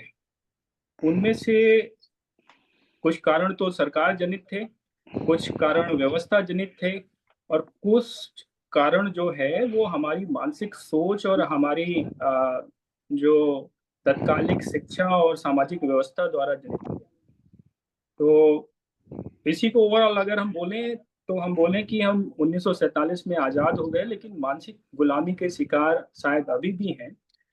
और वो जो मानसिक गुलामी है, वो मानसिक गुलामी हमें आज भी नाइक के जूते और बढ़िया ब्रांड के मतलब चीजें जो विदेशी हैं उनको खरीदने में फक्र महसूस कराती है। तो जो स्वदेशी की भावना और स्वावलंबन की भावना है, ये विकसित हो ही नहीं पाई। और जब नहीं हो पाई तो हमें लगा कि हम गूगल यूज करते हैं, ये तो अमेरिकन है, बेटर है और हमें करना चाहिए। हम अगर विंडोज यूज करते हैं, ये तो अमेरिकन है, बेटर है, हमें करना चाहिए। तो जिन लोगों ने प्रयास भी किया वो फेल हो गए और फेल कर दिए गए, क्योंकि यहाँ की सोच जो थी वो सोच उतनी विकसित थी नहीं और उतनी मैच्योर नहीं थी कि वो लोगों को ये रियलाइज करा पाती कि नहीं, हमें चाहे भले ही हमारा सिस्टम उतना अच्छा नहीं है, लेकिन हमें उसको विकसित करना होगा। जितने भी देश विकसित देश बने, उनमें एक कॉमन जो चीज हमने पाई वो ये थी कि उन्होंने अपनी भाषा का सम्मान किया और अपने भाषा में ही विज्ञान, प्रौद्योगिकी और संस्कृति और अपने अन्य विषयों को आगे बढ़ाने का प्रयास रखा। चाहे वो अमेरिका और ब्रिटेन रहे हो एक जमाने में, फ्रांस रहा हो, जर्मनी रहा हो, या फिर जापान रहा हो, या आज चाइना। इन्होंने अपनी भाषा, संस्कृति, लिपि पे बहुत काम किया। अब होता क्या है, जो ये लैंग्वेज डिवाइड होता है, ये बड़ा खतरनाक है। इसका मैं एक उदाहरण दूंगा। उदाहरण ये है कि आज भी देश में 90% के करीब या 85% के करीब लोग अंग्रेजी बोल नहीं पाते या समझ नहीं पाते। तो ऐसी स्थिति में जब हमारी सारी प्रमुख चीजें, सारे ज्ञान विज्ञान अंग्रेजी में ही है, अंग्रेजी भाषा में ही है मुख्यतः, तो वो तो वैसे ही इन सारी चीजों से कट गए। तो इसी तरह का बहुत सारा है। आपको किसी ने, साथी ने टाइम मांगा है, अपनी बात रख सकते हैं म्यूट करके। जी जी, मैंने ही मांगा था अभिषेक जी, बस जी, एक ही मिनट बात रखूंगा। कपिल जी का बेल्जियम में बैठे हुए हैं, कपिल जी आपके देश प्रेम को वंदना है, वंदन करते हैं, परंतु यहाँ स्थिति बिल्कुल विपरीत है। यहाँ बिल्कुल किनारे पर लोग बैठे हुए हैं, एक मौका मिल जाए बाहर जाने का, इतनी अंदर से कुछ लोगों के हाथ में चीजें हैं, और अगर उस गंदगी को झांक कर हम देख लें, उन कुछ लोगों के हाथ में, मैं आईएएस बनूंगा ना, केवल अमीर बनने के लिए बनूंगा, ये स्थिति यहाँ की है। तो ये बड़ी विचित्र कटु सी बात मैं आपको बता रहा हूँ कि अंदर की चीजें बहुत गली सड़ी हैं, और जी। इसलिए ये जो पलायन है ना, ये सिर्फ इसीलिए है कि बिल्कुल। उन्हें एक उद्योगपति को काम करने के बाद भी सुरक्षा नहीं है, तो वो सारा टैक्स देने के बाद भी अगर उसे सुरक्षा नहीं है तो पलायन स्वाभाविक है। रूल एंड ऑर्डर नहीं है तो फिर पलायन स्वाभाविक है। ठीक, धन्यवाद। ठीक। मैं एक सर एक अभिषेक जी, मैं एक भैया के साथ एक कुछ कहना चाहूँगा। आपने बात बिल्कुल सही बोली है और अच्छा कहा है कि मतलब पलायन क्यों है? वो बात बिल्कुल ठीक है, लेकिन एक जगह आके किसी को तो कोई झंडा उठाना पड़ेगा, किसी को तो कुछ करना ही पड़ेगा ना। क्योंकि मैं भी 35 साल से यहाँ हूँ, मैं भी तो कुछ सोच के यहाँ पे पड़ा हूँ। तो मतलब हर चीज़ आपकी बिल्कुल सही है, मैं उसको मानता हूँ और उसको मैं कहता हूँ कि मतलब कि हिंदुस्तान में उनके लिए प्रॉब्लम जो भी है, मतलब किसी वजह से भी कोई ना कोई मजबूरी में बाहर आता है। ऐसी कोई अपनी कंट्री छोड़ के नहीं आता है, चाहे उसकी फाइनेंशियल मजबूरी है, चाहे कोई भी है, वो छोड़ के आता है। लेकिन अगर उसको वो वहीं मिल जाए तो वो छोड़ने की उसको ज़रूरत नहीं है। हाँ, बहुत सी प्रॉब्लम है, जैसे मैं एक चीज़ कहता हूँ, हमेशा कहता हूँ, हिंदुस्तान की एक प्रॉब्लम है कि भ्रष्टाचार। भ्रष्टाचार के बिना हिंदुस्तान जब तक उसको कंट्रोल नहीं करेगा तो कुछ भी होने वाला नहीं है। क्योंकि भ्रष्टाचार इतने नीचे तक पहुँचा हुआ है कि आप अपने घर की कोई अपनी एक अ, ह हक की चीज़ भी माँगने जाओ तो आपको वहाँ कुछ ना कुछ पे करना है और वहाँ पे क्या है कि हर आदमी कहता है कि यार छोड़ो यार, टाइम नहीं है, दे दो। ये कहानी मैंने देखी है। ये मैं देख चुका हूँ आँखों से। इसी वजह से हम लोग फँसे हुए हैं। लेकिन उसके बाद भी कुछ आप जैसे, अभिषेक जी जैसे बहुत लोग ज़िंदा हैं जो इस कंट्री के लिए कुछ करना चाहते हैं। और मैंने अपने 35 साल के एक्सपीरियंस में से एक कुछ लाइनें लिखी थी, मैं आपके सामने कहना चाहता हूँ कि जो मेरे 35 साल का बाहर की कंट्री का एक्सपीरियंस है। ठीक है, मैं भी बाहर आया हूँ, मैंने भी किया है सब कुछ, लेकिन मैं वापस जुड़ा हूँ क्योंकि मेरे को लगा कि मेरा कर्ज़ मेरी मिट्टी का बाकी है, तो अब मेरा वक़्त आ गया है कि उसको वापस कर दूँ। कि मैं कुछ करना था, नहीं करके आया, मैं आ गया जब, तो लेकिन अभी तो मेरे पास वक़्त है ना, कुछ कर सकता हूँ। ऐसे बहुत से लोग बाहर बैठे हुए हैं जो करना चाहते हैं। तो वो मैंने लिखा था, छानी है खाक मैंने सारे जहान की। छानी है खाक मेरे सारे जहान की, फिर भी सुनाऊँ गाथा भारत महान की। अब हिंदी ज़ुबान का मैं तुमसे क्या कहूँ, गई न मुँह से चासनी मीठी ज़ुबान की। पश्चिम की दौलत, शोहरत भी देख ली, पर गई न सादगी दिल से हिंदुस्तान की। पर गई न सादगी दिल से हिंदुस्तान की। जो हमारा कल्चर है वो कभी जा ही नहीं सकता। बस यही वापस हम वहाँ तक पहुँचा दें, कुछ कर लें, यही हमारे लिए अच्छा है। अभिषेक जी, धन्यवाद, आपने मेरे को इतना वक़्त दिया। धन्यवाद। बहुत-बहुत धन्यवाद कपिल जी। हमारे अन्य साथी जुड़े हुए हैं, मैं नाम लूँगा। अलका जी, अ, अनिरुद्ध कुमार अग्रवाल जी, सचिन जी, बालाजी साहू जी, बलदेव जी, भाई कमलानंद जी, कोई भी अपने को अनम्यूट करके बात रख सकता है। दीपक अग्रवाल जी, डॉक्टर सुभाष नालंगे जी, गोपाल को प्रसाद जी। नमस्कार। जी, सर मैं बोल रहा क्या मैं हूँ। अपनी बात कह सकता हूँ? जी, हाँ, किरण जी बोलिए।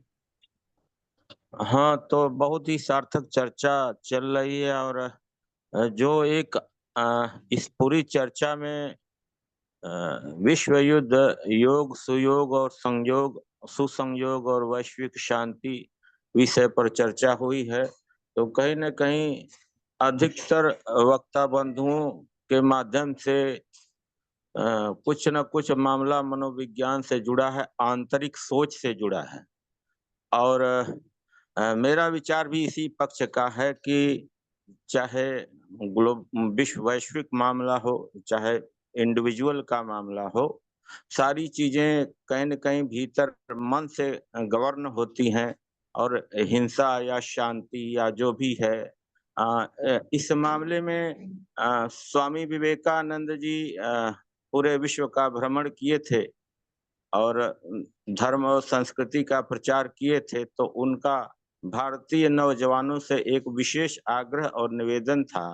जब वो यहाँ पे आए, उनके स्वागत होने लगे, तो उन्होंने एक बहुत ही मार्केबल बात नोट की थी। उसको उन्होंने बताया कि अगर भारतीय उपमहाद्वीप को एक इंडिविजुअल के रूप में आप देखें, तो ये होगा कि ये और पूरी दुनिया अलग अलग इंडिविजुअल है, अलग अलग देश, तो सबकी अलग अलग स्किल है, सबका अलग अलग स्वभाव है। तो इधर भारत का जो मूल स्वभाव है, मूल योग्यता है और मूल विशेषता है, वो है अध्यात्म।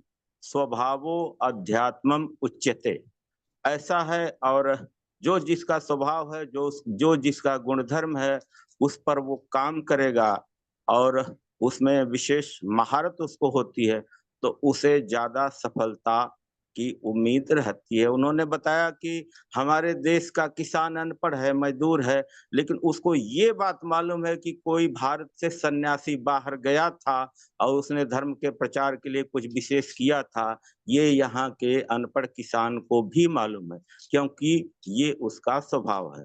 तो हमें इस दिशा में आगे बढ़ना चाहिए और मानसिक स्थिरता और मानसिक सोच से ही सब कुछ बदलाव होने हैं, ये बात महत्वपूर्ण है।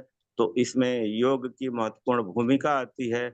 और अभिषेक जी ने बहुत ही रिमार्केबल बात आपने कही है और अन्य लोगों के माध्यम से वो मेरे पास भी आई थी।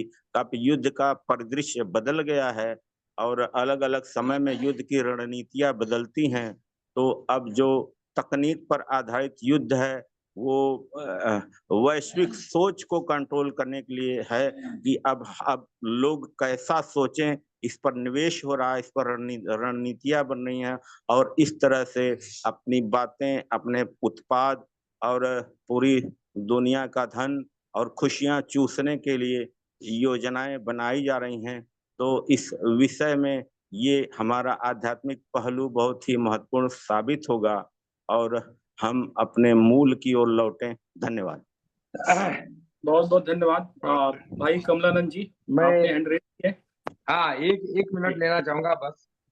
बहुत विद्वत्ता पूर्वक अनुभवियों के विचार, आनंद आ रहा है। एक दूसरा, मैंने जो अभी अध्ययन किया, अपन चूंकि अभी 79 के हो गए हैं, तो 2-3 चीजें मैं अनुरोध करूंगा। एक, अपना एक्शन प्लान पे जरा जोर दे, क्योंकि अपने पास ज्ञान बहुत है, अनुभव बहुत है, लेकिन एक्शन की बड़ी कमी है। एक, दूसरा, हर आदमी यहाँ पर बहुत ज्ञानी है, आत्मा परमात्मा से जुड़ा है। अगर हम उसमें अच्छे लोगों का, जो हमको अच्छे लगे अपवाद, उनका अगर थोड़ा अभिनंदन करें, योग, सुयोग और सुसंयोग के लिए। और तीसरा आखिरी पॉइंट, भाई कपिलानंद जी को अभी हमने प्रो वाइस चांसलर पंचगव्य विद्यापीठ बनाया है। अभी बहुत अच्छा रहा, हम स्विट्जरलैंड में मिले थे और उनका बहुत कविता में, पहचान में, शरीर में बहुत अच्छी इंटरनेशनल पहचान है। अब देखना केवल ये है कि वो पहचान का फायदा शुभ लाभी स्वार्थ और सबका भला, मेरा भी, हमारा भी और सबका भी भला हो, इसमें उसको अपन कैसे पेल पाते, नहीं क्या बोलते उसको, ढाल पाते। तो मेरा अनुरोध होगा अभिषेक भाई, आप सभी विद्वानों से भी अनुरोध करें कि अपना अपना एक्शन प्लान बनाएं। आपके पास दमदार लोग बहुत है, अगर हम उंगली की मुट्ठी बनाकर एक मुट्ठी लगाए अन्याय के खिलाफ, भ्रष्टाचार के खिलाफ, झूठ के खिलाफ, गप मारने के खिलाफ वगैरह वगैरह वगैरह, तो गाय गोबर पेड़ पानी सबका भविष्य बड़ा उज्जवल हो जाएगा और वही शीघ्र का मॉडल होगा। बहुत बहुत धन्यवाद, थैंक यू। वाह, क्या बात है सर। धन्यवाद आदरणीय श्री कमलानंद जी। हमारे अन्य साथी जो जुड़े हुए हैं, पुनीत शर्मा जी, एडमिन साहब, अलका जी, कोई भी अपने को अनम्यूट करके अपनी बात रख सकता है आज के विषय पर 2 से 3 मिनट। सर 2 मिनट में बोलना चाहता हूँ। बालाजी साहब, जी बालाजी जी। सर मेरा जो एक्सपीरियंस, मैं इंडस्ट्री में काम किया और I gone through education and research. India में मेरे को जो प्रॉब्लम लग रहा है sir, at the age, industrial age में हम आर्ट्स में तो बहुत अच्छा है, लेकिन साइंस में हम बहुत कमजोर है। मतलब इतना कमजोर है, समझ ही नहीं है हमको। ये मैं तो बहुत देखा है। जो बाहर जो परफॉर्म कर रहा है, they might be learning the basic and after going there, क्योंकि उनका कल्चर तो बेसिक है। मैं जो देखा फॉरेनर जो बहुत आते हैं, उनसे इंटरेक्ट किया है, वो टॉपिक, कॉम्प्लेक्स टॉपिक भी शुरू करते हैं एकदम नीचे से। जहां हमारा लोग कभी देखते नहीं है, पीएचडी हो या हमारा प्रोफेसर है आईआईटी, उतने तक नहीं देखते। तो ये मेरा जो चीज है, समझ का ऊपर काम करना है और साइंस का ऊपर इंडिया काम करना चाहिए, क्योंकि आज विश्व में आर्ट्स में तो हम बहुत टॉप में है, लेकिन साइंस कम होने के कारण हम कॉम्पिटिटिव नहीं हो पा रहे हैं। कोई भी कहां पर भी, हम गांव में जाए भी काम करने से भी हमको मिनिमम साइंस नॉलेज चाहिए, जिसमें हम कंपटीशन प्रोडक्ट बना सकते हैं और मार्केट कर सकते हैं। This is my point. And coming to war and peace, अभी जैसा हालत है विश्व का, मैं इतना एक्सपीरियंस नहीं है, लेकिन मैं सोच रहा हूँ there should be a coordination, global coordination, somebody has to start, and it may be India, but he should give responsibility to USA। USA को रेस्पॉन्सिबिलिटी देना है, यूएसएसआर को देना है, क्योंकि these are the players, they create conflicts, they plan conflicts for their benefit. This much I can say. जी thank you. धन्यवाद बालाजी। आपने महत्वपूर्ण बात रखी है। इसमें जिम्मेदारी अगर लोग लेने को तैयार हो जाते हैं तो बात बन सकती है, लेकिन मुझे नहीं लगता ऐसा कुछ होगा।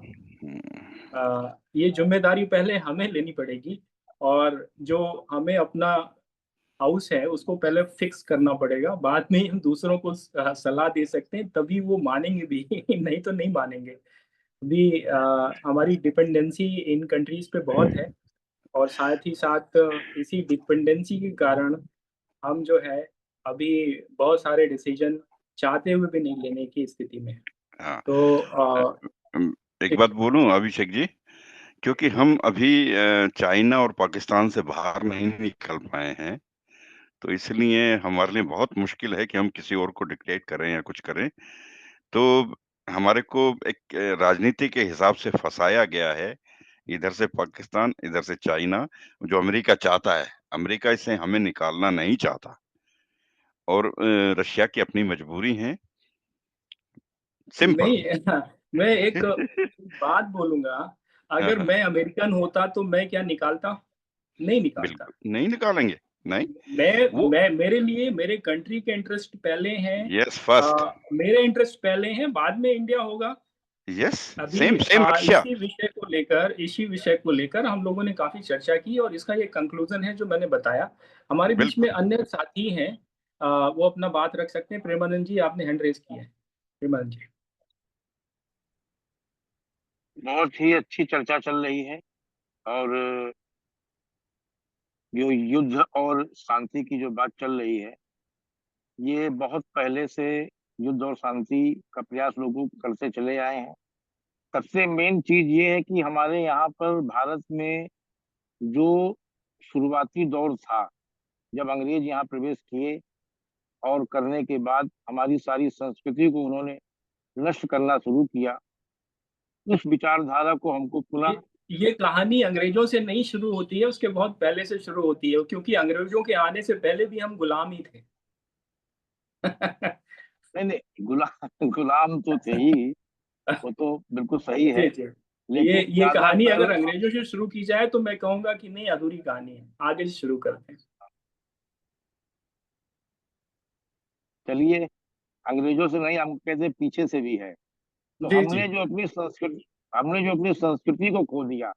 हमारी जो गुरुकुल की प्रणाली थी, गुरुकुल की जो पद्धतियां थी, उन सबसे विमुख हो गए, कॉन्वेंट बेस पे आ गए। और आज हमने ये स्थिति महसूस कर रहे हैं कि आज ना तो हमारे बच्चे संस्कारित हैं, ना हमारे देश में जो नए युवा तैयार हो रहे हैं, जब वो इंग्लिश पढ़ के निकलते हैं तो सीधे विदेश को भागने को सोचते हैं कि चलो विदेश भागो और वहीं पे पैसा कमाओ चल के, क्योंकि उनको अपने देश में अपने स्टैंडर्ड के हिसाब से उनको जॉब नहीं मिलती, उनको वो स्किल नहीं प्राप्त होती यहाँ से जो उसकी वो उम्मीद करते हैं। तो इन सब चीजों पे अपने देशवासियों की ही कमियां हैं कि आज हम बातें तो मंचों पे बड़ी बड़ी करते हैं, लेकिन अपने बेटे को पढ़ाते हम कॉन्वेंट में हैं, अपने घर परिवार के बच्चों को पढ़ाते हम कॉन्वेंट में हैं। ईसाई मिशनरी के जितने स्कूल हैं वहीं पढ़ने को भेजेंगे। हम कभी भी ऐसे विद्यालय में नहीं भेजेंगे जहाँ संस्कार सिखाए जाए, जहाँ पे देश की तरक्की के बारे में सिखाया जाए। ऐसे स्कूलों को हम लोगों ने बिल्कुल खो दिया है, ऐसे गुरुकुलों को हमने बिल्कुल खो दिया है। इसी वजह से आज ये हमारे देश की स्थिति है। और ज्यादातर जो बताया अभी कपिल जी ने कि बेल्जियम में जो लोग हैं 90% इंडियन हैं। तो बेल्जियम ही नहीं, वर्ल्ड के जितने भी देश हैं इंडियन बहुत हैं वहां पे सभी जगह। आज हमारे देश की जनसंख्या 150 करोड़ है। इसी में देश घबरा रहा है और देश के हमारे नेता घबरा रहे हैं। अगर वो पूरा जो विदेश में लोग पढ़ रहे हैं, ये कमा रहे हैं, अपना रोजगार कर रहे हैं, वो भी अगर इंडिया में होते तो देश की हालत क्या होती। तो इन सब चीजों पे हम तो ये जानते हैं कि हमको पुराने अपने इतिहास को फिर अपनाना पड़ेगा, अपनी संस्कृति में पुनः वापस जाना पड़ेगा और अपने कल्चर को फिर अपनाना पड़ेगा। तभी हमारे देश में शांति, जब हमारे देश में शांति होगी तो पूरे विश्व में शांति होगी, ये हमारा सोचना है। जी, बहुत बहुत बढ़िया बात आपने कही। अन्य साथी अपनी बात रख सकते हैं अपने को अनम्यूट करके। प्रदीप जी अपनी बात रख सकते हैं संक्षेप में 1 से 2 मिनट में। प्रदीप जी। वो हाँ, कपिल जी की बात को मैं थोड़ी कंटिन्यू ले रहा हूँ और सभी बड़ों को प्रणाम। कपिल जी ने कहा था बेल्जियम में जो है, जो बड़े बड़े रूप में है, जो सीईओ वगैरह है वो इंडिया की है। तो और साथ में मैं अभिषेक जी भाई साहब आपकी बात को समाहित कर रहा हूँ कि इंग्लिश के रूप में चल रहा है और हिंदी का अपना बेस है 90%। तो वो जो विदेश के साथ में जो अंडरस्टैंडिंग है, जो विदेश के साथ में जो अपना जो क्या बोलते हैं इसका आगे कॉम्बिनेशन है, वो जो अट्रैक्टिव जो होना चाहिए वो नहीं हो पा रहा है। हो सकता है काफी नजरियों में आता है, परंतु एज ए माई ओपिनियन, तो मैं ये बता दूं कि मैं जब राइटर के रूप में भी आया था 2016 में भी, 10 साल पहले भी, तो बहुत उस समय भी ह्यूस्टन अमेरिका में मेरा यूनिवर्सिटी में स्पीच हुआ था, तो वहाँ पे भी बहुत अच्छा उसका रेस्पॉन्स मिला था। और वहाँ के अनुभव से मुझे मिला कि जो भारतीय संस्कृति है और जो भारतीय जो विद्या है और जो भारतीय जो अपना क्रिएटिविटी है, उसका सब जगह मान मिलता है और सब जगह उसका रेस्पेक्ट करते हैं। तो वो चीज अपन की बात में आचरण में झलक रहा है, तो वो कहीं पर भी नहीं जाएगा। अब दूसरी बात जो कपिल जी ने बोली थी कि कहा था कि बेल्जियम में तो वो इंडिया की तो है, इंडिया के बिल्कुल है, क्योंकि जो आईआईटी संजय जी हो रहे हैं, तो आईआईटी वगैरह में जो रिसर्च एंड डेवलपमेंट का, आज हम चौथी इकोनॉमी वर्ल्ड में हो रहे हैं, तो रिसर्च एंड डेवलपमेंट जो आगे का फैक्टर आ रहा है, पीएचडी का वगैरह का, उसका जो अपना का स्केल है, वो थोड़ा सा अगर स्ट्रॉन्ग बन जाए तो अपन इंडिया में भी, बेल्जियम वाले इंडिया में आएंगे, अमेरिका वाले इंडिया में आएंगे। और जो मेरे रिलेशंस में भी काफी टाइम पहले, अभी लास्ट ईयर वो लंदन में यहाँ से इंडिया में पढ़ के गए थे, डॉक्टरी करके पीएचडी के लिए टॉप लेवल की यूनिवर्सिटी में, वहाँ पे लंदन में गए थे। तो वो लंदन में क्यों गए? क्योंकि जो उनको पीएचडी रिसर्च की जो एक उनको जो उनको स्किल टैलेंट जो चाहिए था, वो अपने यहाँ पे नहीं मिल पा रहा है। और जो चीज इनको अनुभव होना चाहिए था, जो चीज इनको प्राप्त होनी चाहिए थी, वो नहीं मिल पा रहा है। अगर वो कॉम्बिनेशन साथ में मिल जाए, और संजय जी और जैसे अनुभवी हो, जैसे वो ऐसे साथ में कॉम्बिनेशन मिल जाए, आगे वाली पीढ़ी के लिए वो अच्छा हो जाए, तो अपन 4th नहीं नंबर 1 भी अपन आ सकते हैं। अपन की स्किल टैलेंट के ऊपर आज भी फुल रेस्पेक्ट कर रहे हैं। मेरी बात इतनी में है। ओमर क्या बात, बहुत खूब। प्रदीप जी आपने बिल्कुल सच्चाई बयान की है। और मैं कुछ कहना चाहता हूँ, जैसे हिंदी की आपने बात की कि मतलब हिंदी के ऊपर, तो मैं हिंदी का बहुत बड़ा फैन हूँ। जो मैंने अभी कुछ बोला भी था कि हिंदी गई ना चासनी मीठी जुबान की। तो क्या है कि मैं फेसबुक पे कम से कम 5-6 हजार से ज्यादा 10,000 फॉलोवर होंगे, तो जिसमें तकरीबन 400-500 बेल्जियम के लोग हैं जो हिंदी को जानते भी नहीं है। तो एक दिन मैं बाजार में यहाँ जा रहा था, तो किसी ने मेरे को पीछे से आवाज दी यहाँ की भाषा में मेरे नाम के हिसाब से। तो मैंने मुड़ के देखा, एक 70-75 साल की लेडीज थी, उसने मेरा नाम लेके पुकारा। तो मैंने पूछा, हाँ यस, मैं यहीं की भाषा में बोला, डच में, कि मैं आपके लिए क्या कर सकता हूँ। उसने कहा, नहीं नहीं, मैं आपको रोज पढ़ती हूँ। मैंने कहा, मैं तो हिंदी में लिखता हूँ, आप कैसे पढ़ लेते हो, आप तो डच बोल रहे हो। तो मेरे को भी सवाल हुआ कि तो आप कैसे पढ़ते हो? कहते नहीं, मैं उसको ट्रांसलेट कर देती हूँ गूगल में जाके और उसको पढ़ती हूँ। अब सोचो कि वो भाषा को ट्रांसलेट करके पढ़ रहे हैं, तो उनको इंटरेस्ट है इंडिया के अंदर।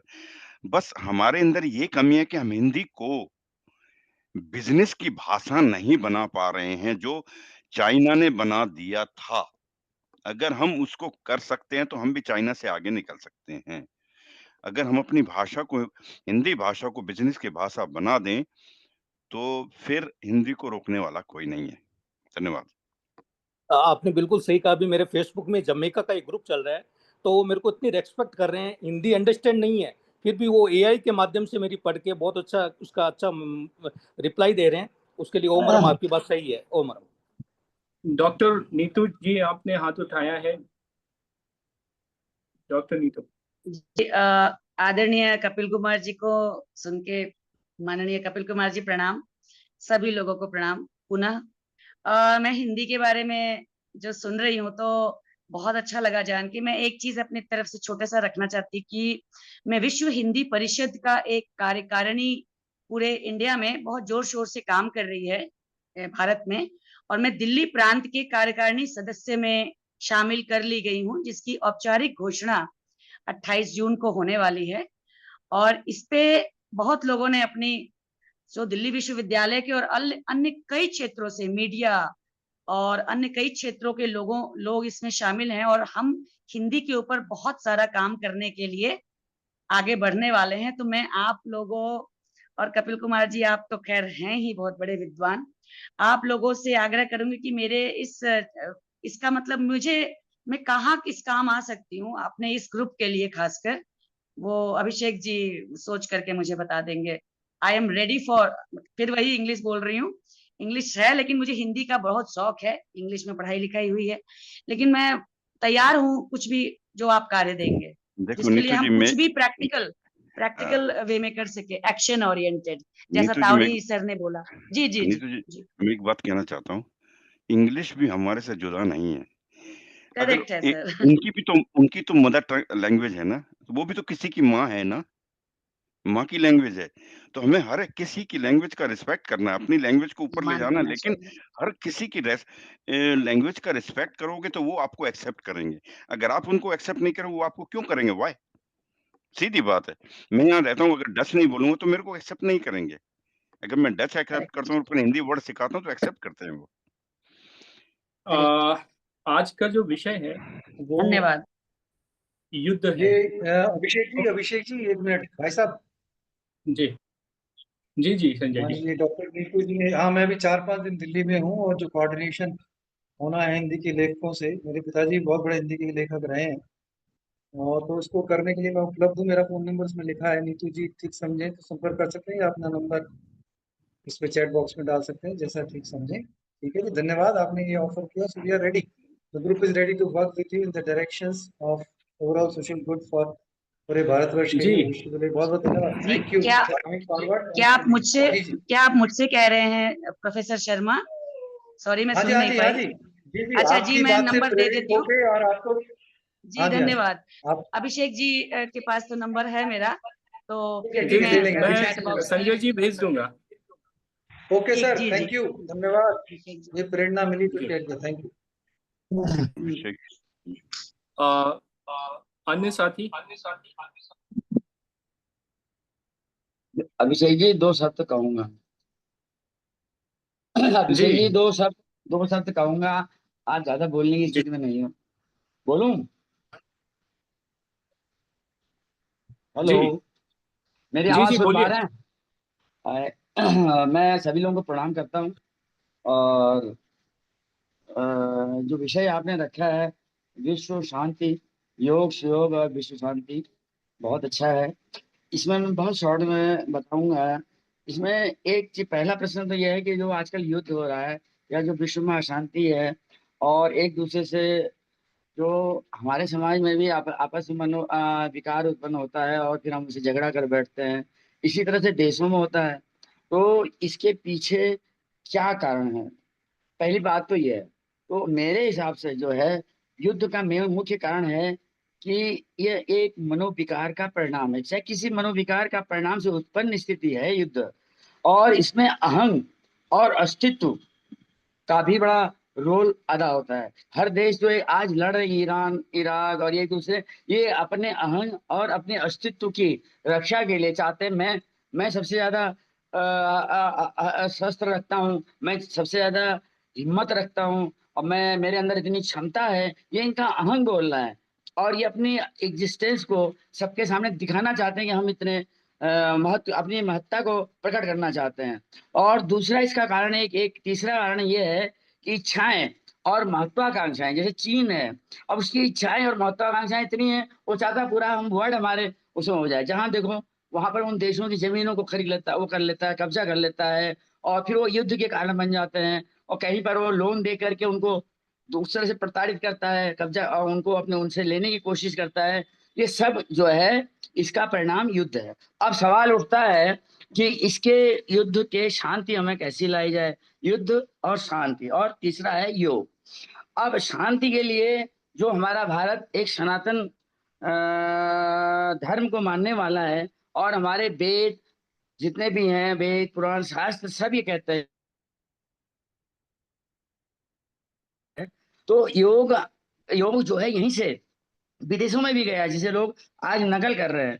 तो योग के द्वारा हम अपना जो हमारा शरीर है, सबसे पहले मेरा कहना यह है कि जो विश्व है, हम विश्व को ढूंढ रहे हैं, हम जाते हैं, हम कहीं स्विट्जरलैंड जा रहे हैं, कहीं कहीं जा रहे हैं, हम सारी दुनिया को ढूंढते क्या है, यहाँ क्या अच्छी चीज है और क्या बुरी चीज है, उसको देखने की इच्छा रखते हैं। लेकिन हमको इतना पता नहीं है कि हमारा शरीर ही विश्व है।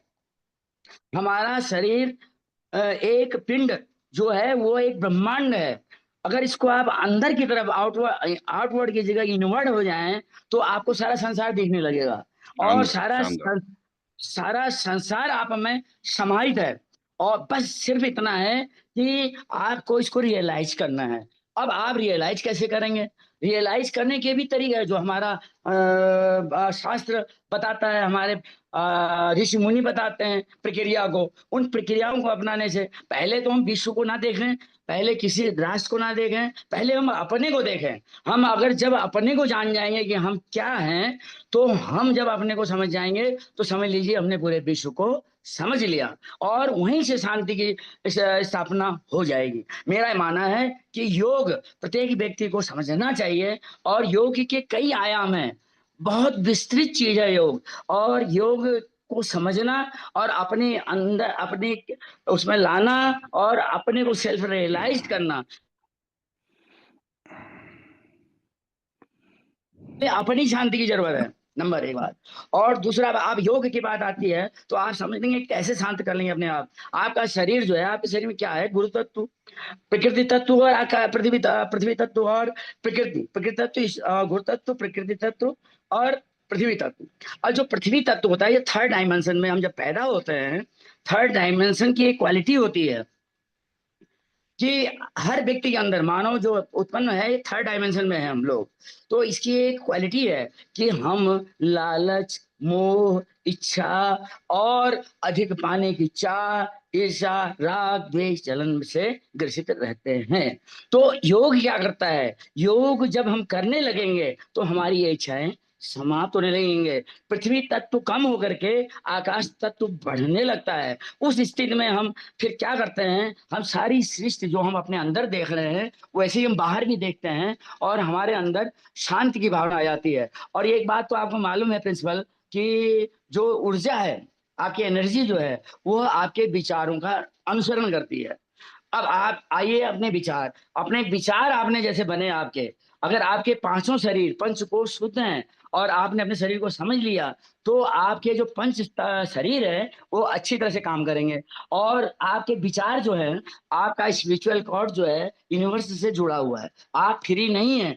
आप जो सोचते हैं कि मैं फ्री हूँ, तो आप न ऊपर जा सकते हैं न नीचे जा सकते हैं। आप ऊपर स्पिरिचुअल कॉर्ड से बंधे हैं, नीचे भी आप पृथ्वी से आपकी अर्थिंग हो रही है, तो आप एनर्जी ले रहे हैं ऊपर से और नीचे से पास हो रही है। तो आप एक विश्व में इस पृथ्वी में बधे हुए हैं, कठपुतली हैं ईश्वर के हाथ के। तो जब आप अपनी पॉजिटिव सोच रखेंगे, तो you will connect with the positive energy. Cosmos is full of energy, उसमें निगेटिव भी है, पॉजिटिव भी है, लेकिन डिपेंड करता है कि आप किस एनर्जी को लेना चाह रहे हैं। और वो एनर्जी कैसे मिलेगी? कि आप अपने विचारों को अच्छा करें। तो मैंने आपको बहुत शॉर्ट में कंक्लूजन में बता दिया कि अगर हमारे अंदर योग के द्वारा, एक बात और बताता हूं कि योग करने वाले व्यक्ति के अंदर जब वो योग की साधना में बैठता है, तो उसकी अल्फा जो तरंगे उसकी मस्तिष्क की होती हैं बीटा वाली, वो कन्वर्ट होती हैं अल्फा में। That time he receive more and more energy from the Cosmos. ये बहुत मतलब डिस्कस किसी टाइम करेंगे। मतलब मेरा कहने का मतलब है, अब हम अपने को समझ लिए, हम शांत हैं, हमारी इच्छाएं सब खत्म है और हम आनंदमय जीवन व्यतीत कर रहे हैं, तो हमें लड़ाई की क्या जरूरत है। तो ये जो लोग दुष्ट लड़ रहे हैं, जो देश लड़ रहे हैं, इनको इनके लिए तो योग अत्यंत अनिवार्य है, समझना बहुत आवश्यक है। तो मैं सही बता रहा संस्कृति जी, ये सर मैं इससे व्यक्तियों की बिल्कुल सहमत नहीं हूँ, सामूहिक बिल्कुल सहमत लड़ाई नहीं है। हूँ इससे ये सहमत नहीं हूँ। सामूहिक लड़ाई है और हाँ, इसमें इससे जो है क्राउड मेंटेलिटी काम करती है, क्राउड विचारों का ही एक नहीं खेल नहीं है। सर, नहीं सर, आप बैठ के योगा करिए और वो आपको मार के जाए, आपके गर्दन काट के चले जाए, कौन सा योगा है ये? आप अपनी फैमिली को ना बचा सके, कौन सा योगा कर रहे हैं आप? अरे What वो is तो this? बात की बात होगी। मैं तो बात अपनी की बात शांति क्या? अभी जो चल रहा है उसमें शांति में क्या करेंगे आप? पहले लड़ेंगे या आप अपनी फैमिली को बचाएंगे, फिर योगा अरे करेंगे भाई आप? अरे भाई वही नहीं क्यों नहीं नहीं लड़ेगा? ऐसे आपस में अगर उसके आर्गुमेंट दिमाग नहीं, में आर्गुमेंट नहीं, समझ आ आर्गुमेंट जाए तो नहीं, लड़ेगा क्यों? ये इसीलिए तो शांति हिंदुस्तान शांति क्योंकि इतने साल अच्छा, गुलाम रहा है, आप यही और सोच, सुनिए, मैं भाई इसीलिए साहब हिंदुस्तान इतने साल गुलाम रहा है, कमजोर रहा है। एक मिनट कपिल जी, आप और हम बैठे हैं, आपके अच्छा, अंदर भी शांति है, हमारे अंदर भी शांति, तो क्यों लड़ेंगे? भाई ये ये बताइए आप। रेगुलेशन का लेकिन पालन नहीं हो रहा है, अगले रेगुलेशन का वाला पालन नहीं शांत हो रहा है नहीं। एक दूसरे की बात। मैं अरे कपिल जी मैं सुनिए मैं यहाँ का एक मिनट दादा, रेगुलेशन का पालन ये है कि बोलते हुए एक दूसरे की बात नहीं काटनी, सुन लीजिए। ठीक है, आप डिसएग्रीमेंट है रहने दीजिए, नेक्स्ट को बोलने का अवसर दीजिए, आपको अपनी बात कहने की स्वतंत्रता है। Thank you for following this regulation please sir, thank you. Please बिल्कुल बिल्कुल मैं बिल्कुल, बोलूं कहिए या रोक दूं? कहिए मैं बोलूं या रोक? अच्छा ऐसा है कपिल जी, कहिए सर, कहिए कहिए। मेरा आप उसको गलत समझ रहे हैं, अन्यथा ना लें। मेरा मकसद और कोई सिर्फ बात है कि उप्रेती यदि हम जी और हाँ सर, उप्रेती सर, जी अभी और भी हाँ सर, लोगों को वक्तव्य रखना है, थैंक हम यू सर, सुन नहीं थैंक पाए यू, हैं। ठीक बाय जी सर, ठीक, मुझे बाय। लगता है सत्य प्रकाश भारत जी को सुनना चाहिए इस गंभीर विषय पे। नहीं नहीं, उनका बिल्कुल मैं मानता हूँ, उनका जो वे है बिल्कुल ठीक है। एक आदमी को शांत सर करने सर के लिए क्या करना चाहिए, इंडिविजुअल है, जी जी लेकिन पूरी कंट्री के लिए, पूरे देश के लिए, पूरे वर्ल्ड के नहीं हो सकता। आपके अपने लिए हो सकता है कि आप शांत करो, वो मैं एग्री हूँ, उस चीज को मैं भी फॉलो करता हूँ। हाँ ठीक, Thank कपिल भाई साहब ऐसा है क्या है कि आप अपनी जगह बिल्कुल सही है, पर ग्रुप को हमने रेगुलेशन ये रखा है कि इसको हम तर्क वितर्क में नहीं रखेंगे। जी सर, सत्य ठीक है, तो थोड़ा प्रकाश सा ठीक है, जी, ठीक है, सत्य okay Prakash ji, okay okay. मैं नाम लेता चाहता हूँ। सत्य प्रकाश जी, गोपाल जी, हमारे अन्य साथी जिन्होंने अभी बात नहीं रखी है रखें, क्योंकि ये कार्यक्रम 10 बजे मैं खत्म हो बोलना चाहता जाएगा। हूँ सर। जी जी महेंद्र जी जी। हाँ, सभी साथियों को नमस्कार। जैसा कि आज का जो बहुत महत्वपूर्ण विषय है, कैसे युद्ध विराम रुके, कैसे विश्व में शांति की स्थापना हो, यस, तो इसके लिए हमारा आग्रह है, इसके लिए हमारा आग्रह है कि जो हमारी अपनी टीम है, जो हम ग्रुप में जुड़े हुए हैं 50-100 लोग, मतलब पूरे अपने ग्रुप में जो समर्थन करते हैं अपने ग्रुप का, एक आवेदन देश के प्रधानमंत्री के नाम बनाया जाए। एक सेम आवेदन हो, सभी लोग अपने अपने सिग्नेचर करके उसको ग्रुप में डाल दिया जाए और सभी लोग सिग्नेचर करके देश के पीएम के नाम उसको भेजें कि उसमें यह मेंशन हो कि देश में विभिन्न राजनीतिक दल हैं, देश में चारों शंकराचार्य महाप्रभु हैं, हिंदू, मुस्लिम, सिख, ईसाई, जैन, बौद्धों के धर्मगुरु हैं। इन सभी के को मिलाकर लगभग 100 प्रतिनिधि मंडल शांति समिति के बनाए जाएं और इनकी व्यवस्था, जिसमें प्रतिनिधि मंडल में सभी धर्मों के धर्मगुरु हों, समस्त राजनीतिक पार्टियों के प्रतिनिधि हों, समाज सेवी हों, कुछ पत्रकार हों, ऐसे मिला के एक 50-50 लोगों के 100 प्रतिनिधि मंडल बनाए जाएं और उन्हें प्रत्येक देश में शांति दूत के नाम से भेजे जाएं और यह जाएं और भारत की बात रखें कि हम शांति का प्रस्ताव लेके आए हैं, हम विश्व में शांति चाहते हैं, पूरे विश्व में शांति हो, ऐसा हमारे देश के प्रधानमंत्री को करना चाहिए।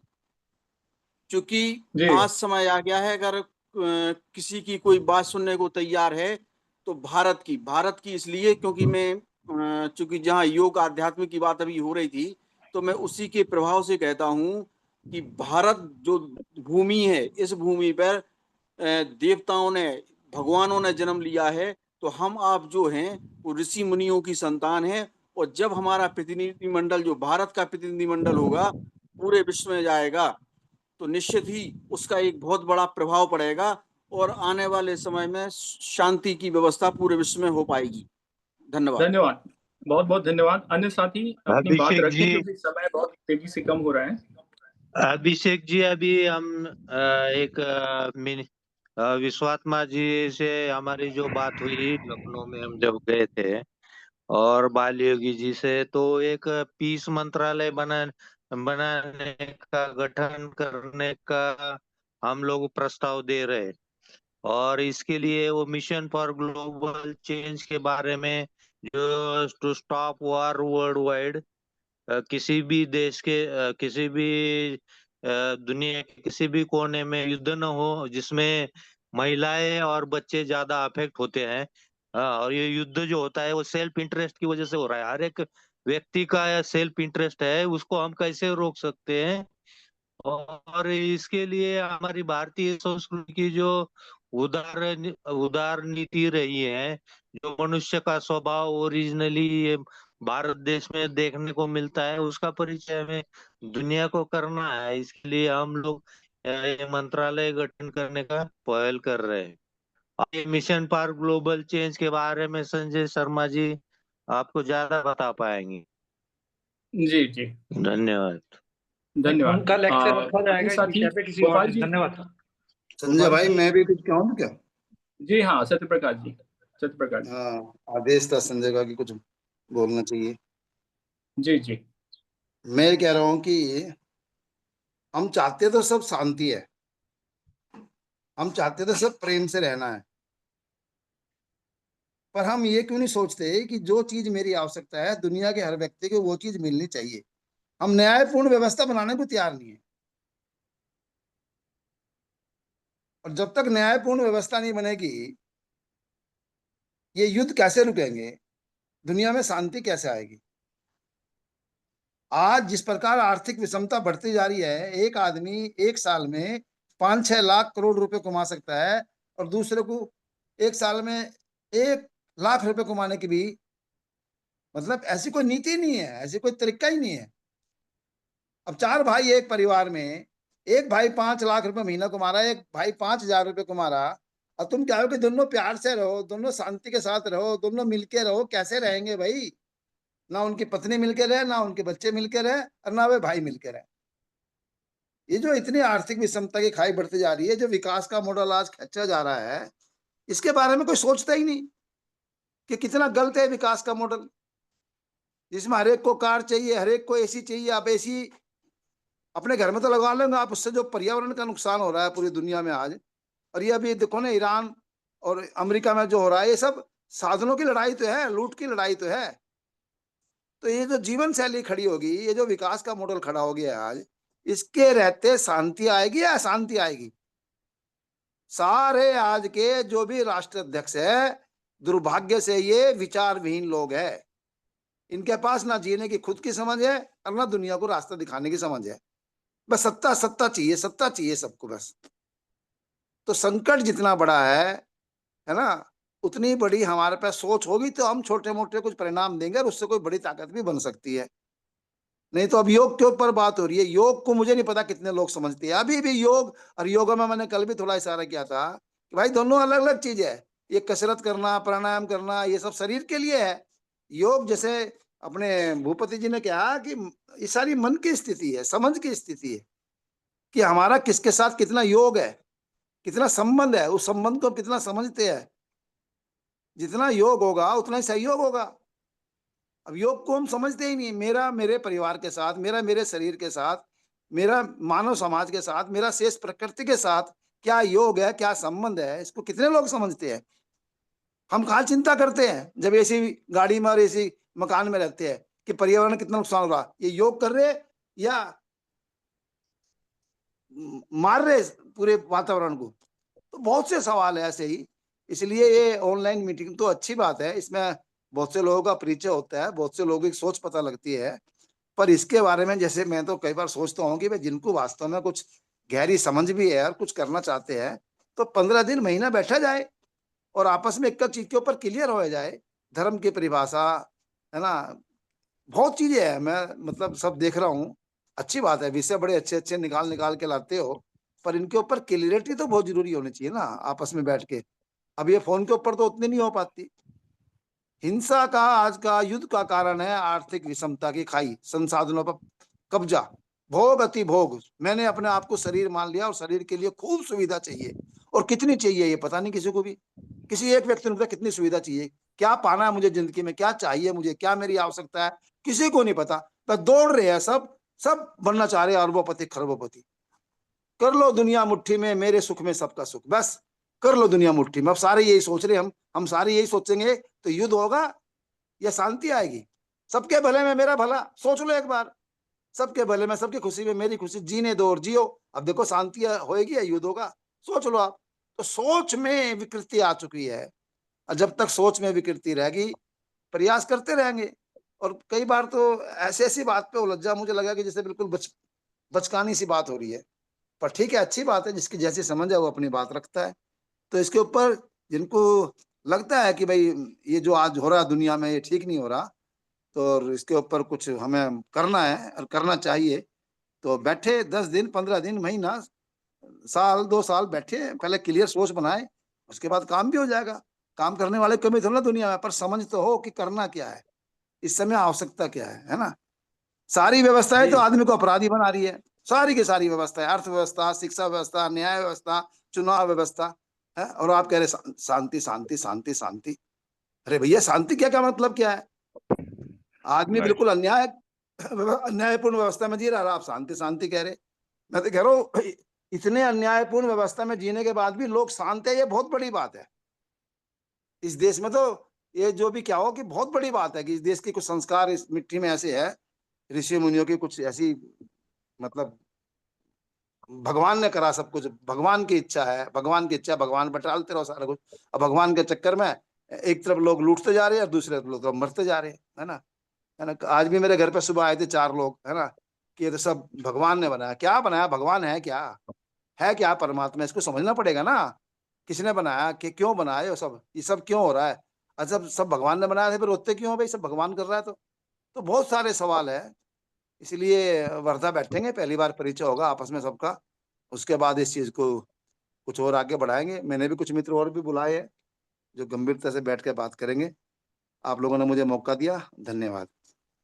जी बहुत बहुत धन्यवाद। धन्यवाद एक मिनट अभिषेक प्रकाश जी, जी। हाँ एक मिनट बस छोटा सा। अभिषेक जी साथ में जो साथ बैठने का उन्होंने आह्वान किया है ना, सबकी सूचना, चूंकि कुछ नए साथी हैं, 16 जुलाई की शाम 5 बजे से लेके 20 जुलाई की शाम 6 बजे तक वर्धा में बैठ रहे हैं। ये सत्यप्रकाश जी तो 2 हफ्ता बैठाना चाहते हैं, पर साथियों ने भी 4 दिन की अनुमति दी है, तो फिर और बैठेंगे। जो साथी जुड़ना चाहें वो अभिषेक जी या मेरे माध्यम से जुड़ सकते हैं, नंबर दिए हुए हैं हमने। Thank you so much and for online जुड़ कमिंग एंड सकते हैं, टाइम। ऑनलाइन जुड़ सर सकते हैं हम तो।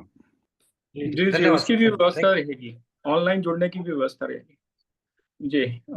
अन्य साथी गोपाल जी, आपने हैंड रेज किया है, संक्षेप में बात रखें, समय हो चुका है 10 बजे से आगे हम इसको बढ़ाना नहीं चाहते चर्चा को, 10 हो चुका है जी, ऑलरेडी। सबों को प्रणाम। आखिरी वक्त था गोपाल जी, बस गोपाल जी। सबों को प्रणाम।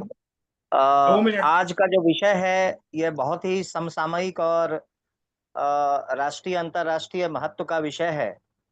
मैं इसके ऊपर में सबसे पहले आज के सेशन में हमारी एक पूर्व परिचित और काफी क्लोज्ड डॉक्टर अलका ईरानी जी शामिल हुई हैं।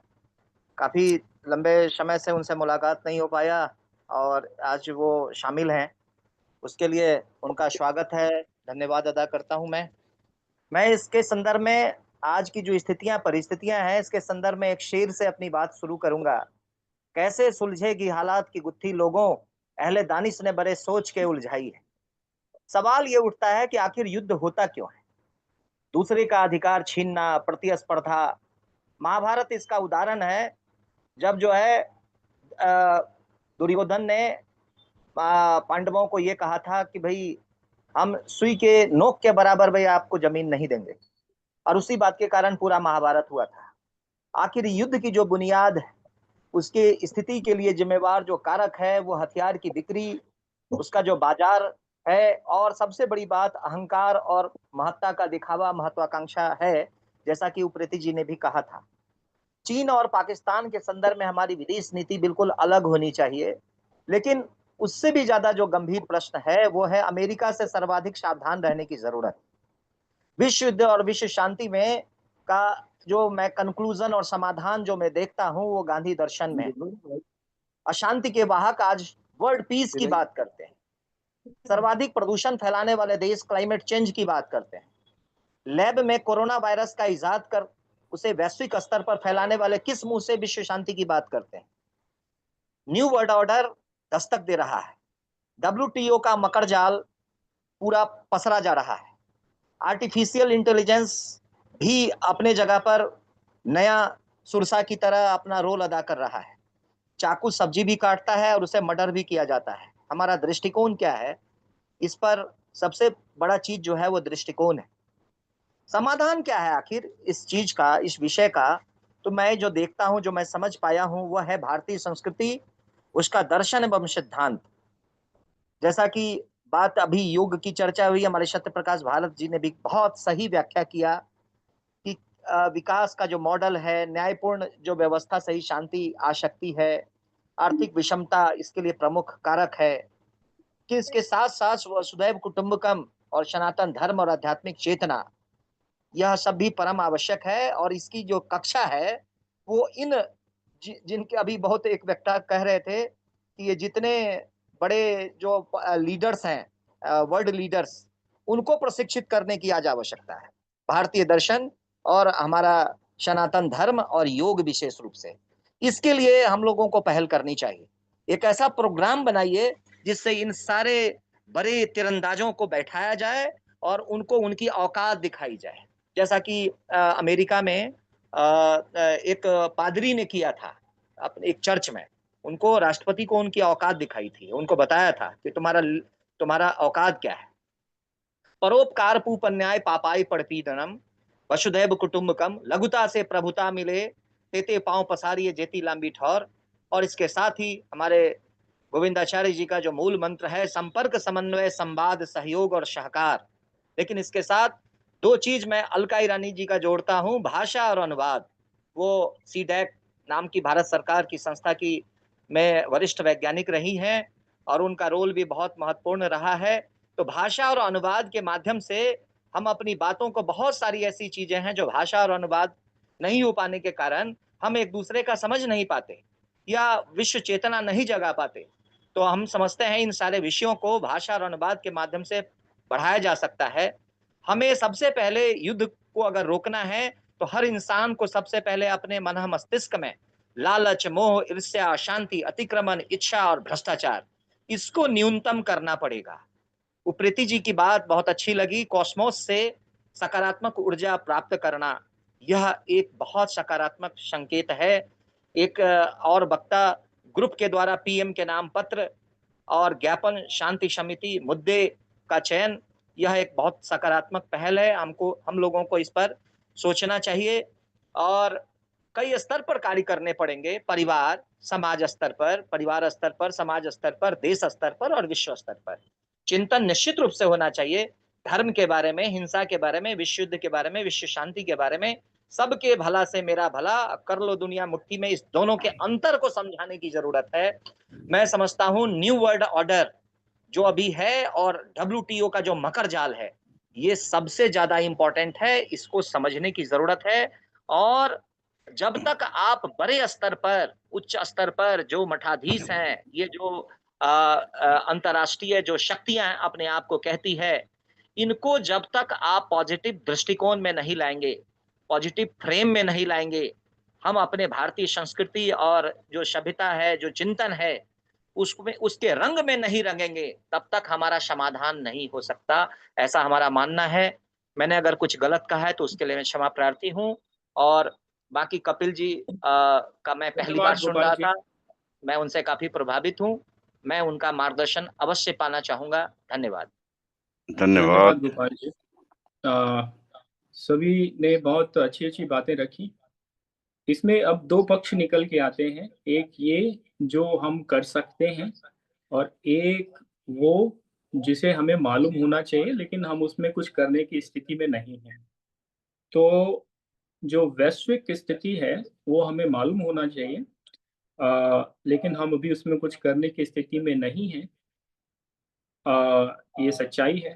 और दूसरा जो है, जो हम कर सकते हैं, वो ये कर सकते हैं कि अपने लोगों को, अपने साथियों को, अपने समाज को, अपने गाँव को, अपने क्षेत्र को, अपने जिले को, अपने प्रदेश को, अपने देश को मानसिक तौर पर, आर्थिक तौर पर, तकनीक के तौर पर और हर तौर पर किस तरह से उनके इस मानसिक अवसाद और मानसिक गुलामी से निकालते हुए एक प्रयास करना है कि लोग स्वेच्छा से निकल कर आएँ और अ, भारत को एक मजबूत राष्ट्र बनाने में किसी न किसी तरीके से सहयोग करें। क्योंकि हमारी मजबूती ही आने वाले समय के खतरों से हमें बचा सकती है। अन्यथा कितनी भी अच्छा हमारा दर्शन था, कितनी भी अच्छी हमारी सोच थी, कितने भी अच्छे हमारे योग था, कितने भी अच्छे हमारे ऋषि थे, लेकिन फिर भी हम 1000 साल गुलाम रहे और आज भी गुलाम हैं, मानसिक तौर पे गुलाम हैं, आर्थिक तौर पे गुलाम हैं और अनेक तरीके से गुलाम हैं।